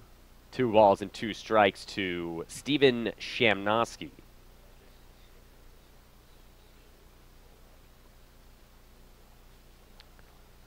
After Shamnosky, it is Trevor Lee, and then the top of the order. Beacon's trying to keep it a 2-run game. McGuire's 2-2, fouled back. Another good fight from the bottom of this Suffolk order. We've seen a lot of good at-bats. These guys are fighting for starting spots. I mean, you look at it, Shamnosky, he got the start here in Game 2. They've been using a couple different catchers this season. Hasn't had a ton of success offensively, but if he can continue to contribute good at-bats, play well behind the plate, that might be enough for him to earn enough at-bats where he starts getting going and could actually earn that starting role. Here's the 3-2 from McGuire inside, ball 4. So a 1-out walk to Shamnosky. That brings up Trevor Lee. He's the hero in this one right now. Had the go-ahead pinch hit single, as this is a pretty obvious spot where you use a pinch runner with Shamnosky, a catcher, running it first, trying to get that insurance run. It looks like it'll be Joe Rufo, freshman at Cedar Grove, New Jersey. Rufo, this is his 4th appearance in a game. He does have a stolen base. Your attention, please. Now pinch running at first base for Shamnosky, number 3. So Lee is up. He's 1 for 1 after replacing Nick San Antonio in the 7th. Brady Chan is on deck, which is 1 out. So McGuire is in danger of running into the heart of the order if he can't get Trevor Lee here. It's 0-1 as that one's fouled up the first base line. Beacons could really use a double play right now. Just like the last time that the Beacons were out there defensively, you can get a really big play defensively to end a half inning. Sometimes it sparks the offense or vice versa. And right now, Beacons offense needs some kind of spark because they have just not hit well all day long. Despite the Game 1 victory, it's been one of the poorer showings for the Beacons all season long. It's been a while since they've really struggled through a pair of games this much offensively, dating back to maybe March of last season. Oh, they got the runner, but McCormick couldn't find the ball. They had the runner between first and second, but McCormick couldn't find it underneath his pads, and it's 2 balls and 1 strike. Been that kind of day behind the dish for Ryan. He's Does not have the day that he's had all season long. McGuire ready to rock and roll on the mound. Here's the 2-1. There goes the runner. Pitch out. McCormick spins, fires too high, and just beating it was the pinch runner, Joe Rufo. Yeah, that's bad. When you call a pitch out and you're unable to execute, and even with the pitch being out and McCormick having to turn and spin, if he gets that throw down, probably get the base runner. UMass Boston I'm sure they're going to spend a lot of time working with their catchers because McCormick's the one with the good arm. Of the 3 catchers the Beacons have, 4 Beacons catchers, he's the one who's been behind the plate for the most part because of his ability to limit the running game. So Herzog make the play on that foul out. And so 2 down for Brady Chance. Yeah, where's Anthony Searles when you need him? There he is. Resting in the heat. 3 seats away. Get down there. So, John, now the question is, do you intentionally walk him in? And the Beacons are going to intentionally walk Chance. I think it's the right decision. Why give in to Brady Chant? Why give in to Suffolk here in a 2-run game when their 2-hole hitter hasn't hit? I don't know what Gilbride's done in this game, but for the most part, their 2-hole hitters haven't hit all season. They haven't been able to find a connection between Chant and Coyley. So why would you give in to the Rams in such a big spot like this in a 2-run game with the runner on second? You're the #1 team in the country, and you're walking a guy? You're looking at a preseason All-American. I'm 100% with Brendan Egerbrodt on this decision. All right. Hey, we'll see how it pays off. Rich Gilbride, is 0 for 3 with a walk here in Game 2. And in Game 1, Rich was 0 for 2 with 2 walks. So he knows how to draw to walk, that's for sure. But all that means is he might be due. We'll see. McGuire. It's a very positive take from you. Very positive spin. I'm always so positive. Here is Gilbride with 2 outs. That one on the outside corner, 0-1. I mean, you may be right. Maybe that's the right move. I hate the intentional walk. I think it should be outlawed from the sport. And that's just my opinion. So you would rather have the unintentional walk than the intentional walk? Yeah, because the unintentional walk, at least you have the possibility of you screwing that up. Well, you have the same possibility of that when you actually have to issue all 4 pitches. I mean, this isn't Major League Baseball where you can just throw the right hand out and actually just send him down to first. McGuire easily could have thrown a ball to the backstop there. I just think that you should have to pitch to everybody. It's a cop-out. Well, it's not Little League. Because you're not as talented as the guy you're facing, and so you're copping out is basically what it is. That's just my opinion. I watched Ryan Howard get intentionally walked 800 times before he blew his Achilles, and think of what numbers he could have had. Barry Bonds could have had 1,000 home runs maybe if you didn't walk him 400 times a year. Well, to be fair, as a fellow Phillies fan, I'm glad that Ryan Howard was walked because the alternative was a possible strikeout or a home run. It was one or the other, and sometimes the walk is better than the strikeout. Not when you had Pat Burrell behind him hitting 203. Here's the 2-2 coming up here from Joe McGuire. Or Raul Ibanez. Oh, loved Raul. For 2 months I loved him. Here's the 2-2. Ground ball third base. And Riley ends up making Seth the winner of this argument as 5 unassisted to end the inning. We head to the bottom of the 9th inning. Last chance for romance for UMass Boston. They trail the Suffolk Rams 3-1 here on the Beacons Broadcasting Network.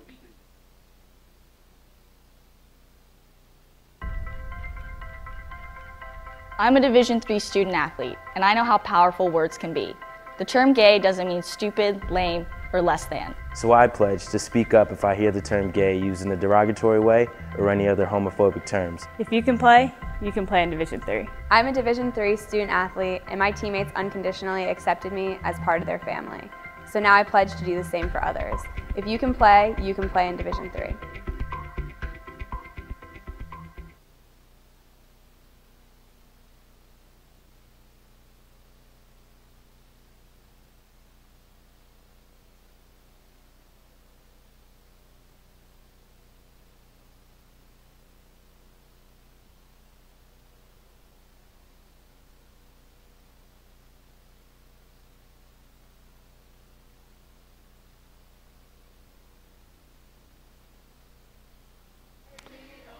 Mark Fusco will stay out there for Suffolk as he'll try to wrap this one up and get his first save of 2018. You see there the upcoming schedule for the Beacons.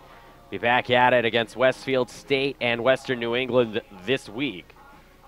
Those are road matchups before returning home for a rescheduled battle against Roger Williams on Friday. And so, down by 2 runs, it'll leave 5, 6, and 7. Boudris, Herzog, and Rogers due up. We'll see if we see any sort of substitution or pinch hitter. I wouldn't think it would be for Boudris, who's already at the batter's box, or for Herzog, who is standing in the on-deck circle. Joey Rogers, though, might be a candidate for a pinch hit, but we'll see what happens if we get there, or when we get there, I should say. Here's Fusco ready to go against Boudris. Kyle is 0 for 3 today, and that's a strike, 0-1. Well, the good thing is UMass Boston, I don't think, has used a defensive substitution at all, so Beacons have their full arsenal of pinch runners, pinch hitters, if they can get some base runners on in this bottom of the ninth. 0-1 pitch to Kyle, and he fouls it off the screen. Quickly, 0-2 from Fusco.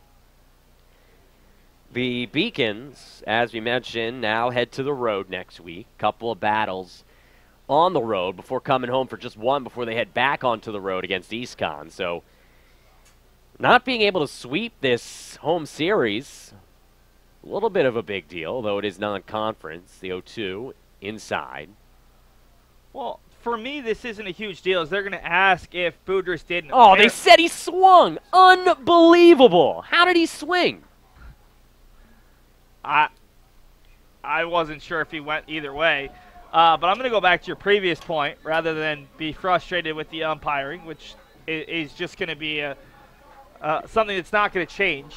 I don't see this as a huge deal. I mean, Suffolk made it to the regionals last year. They're likely to be a big player in the GNAC. For UMass Boston, it's just about getting back into the groove of games.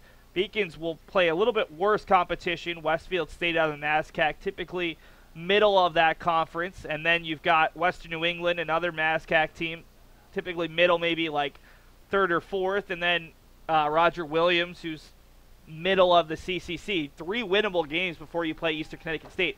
None of these games matter until you get to Eastern Connecticut State. The #1 ranking doesn't matter. It's all about doing well in your conference, getting into the top 6, potentially winning your conference tournament, or doing well enough to get an at-large bid so that you can get back to the NCAA Regional and really make another big run like the Beacons have done the past 2 seasons. One can hope. It's 2-0 now to Nick Herzog after Boudris struck out on a questionable appeal, as that one is right down the middle, 2-1. It has been a day to forget for Kyle, that's for sure. 0 for 4 in Game 2. After he went 0 for 3 in Game 1 before being pulled. Here's the 2-1 from Fusco, and that's popped up way up into the air. The shortstop, Gilbride, makes the play. 2 down, and the Beacons are down to their final out. And it will be Joey Rogers, who will come up for the 4th time. He's 1 for 3. This has been a frustrating one for UMass Boston. 7 hits here in their 17th trip to the plate. Not the kind of offense we expected from one of the top offenses in the country. But, again, I mean, you're going to have some bad days in baseball. That's why you play 40 games. And that's why you don't typically see teams enter postseason play with less than 3, 4, 5 losses. You're going to have those bad days. You're going to have days where your offense doesn't hit, or your pitching isn't as successful, or your defense isn't there. And the good thing about today is I've been really impressed by the Beacons pitching. The defense has been there. Those are things that weren't as consistent in Florida. The bats should eventually come around. Here's the 0-1 to Rogers on the outside corner, 0-2, and the Beacons are down to their final strike. Also give credit to Suffolk. Their pitching has been really good. We haven't seen a ton of pitchers, but they've been good. Their defensive alignment has been really good. Beacons have hit a lot of balls right to fielders who haven't been in traditional spots. Their outfield covers a ton of ground, and they've really grinded out, especially this second game on offense. The 0-2 right back to the mound, and appropriately so. Beacons hit so many balls back to the pitcher, and all of them resulted in outs, and the final one results in the final out of Game 2. The Beacons won Game 1 3-1. The Rams win Game 2 3-1. A perfect, opposite here in Game 2 as the Rams and the Beacons split the doubleheader. Again, the final score, Suffolk 3, UMass Boston 1. The win will go to Suffolk starter Charles Batchelder. The loss to the reliever, Mike Doherty. Actually, no, it would go to JT Morin, right? JT Morin, yeah, gave up the 1 run.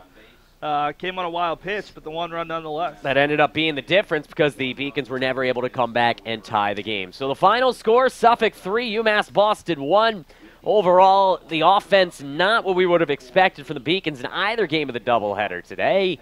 The pitching looked pretty good. The defense was relatively solid. No errors for UMass Boston. But in the end, the offense just was not there. Let's take a look at highlights here of Game 2 before we do sign off on the Beacons Broadcasting Network. And we start early with JT Morin. What a day it was for JT. He ended up striking out 7 in 5 innings. That was the third strikeout as he struck out the side. And then it was the Rams who ended up coming through defensively as a fly ball to left field from Boudris. Cut off by Will Hopkins at the wall. Beautiful play.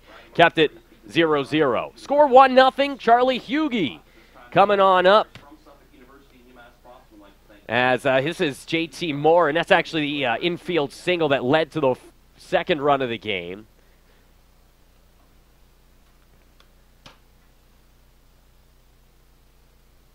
As this ground ball back to second base resulted in that double play. That was the killer double play after the leadoff walk in the third inning that ended up costing UMass Boston. And then here is the pickoff move that the Beacons were able to get. One of Suffolk's runners, that is actually the aforementioned Will Hopkins in a rundown. And then this one off of the foot of the starter, Batchelder. And that's just the way the day had gone for Kyle Boudris and company. This is a line drive to right center field that's snagged by Murphy. Later on in the 5th inning, that one lined into the gap, but a beautiful diving play by Joey Rogers kept it 1-0 at the time. But the Beacons were not ever able to really come back in this one.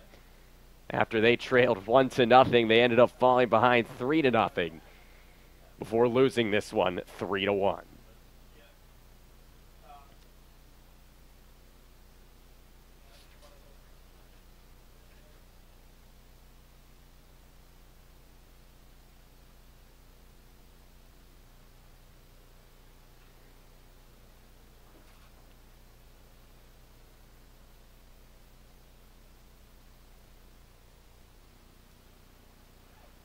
Again, the final score here in Game 2. 3-1 the final as Suffolk comes out on top. I want to thank the production team, Seth Orensky, producer and color commentator, our directors, Rachel Maslak, Anthony Searles, Alyssa Fusial, Gigi Braja.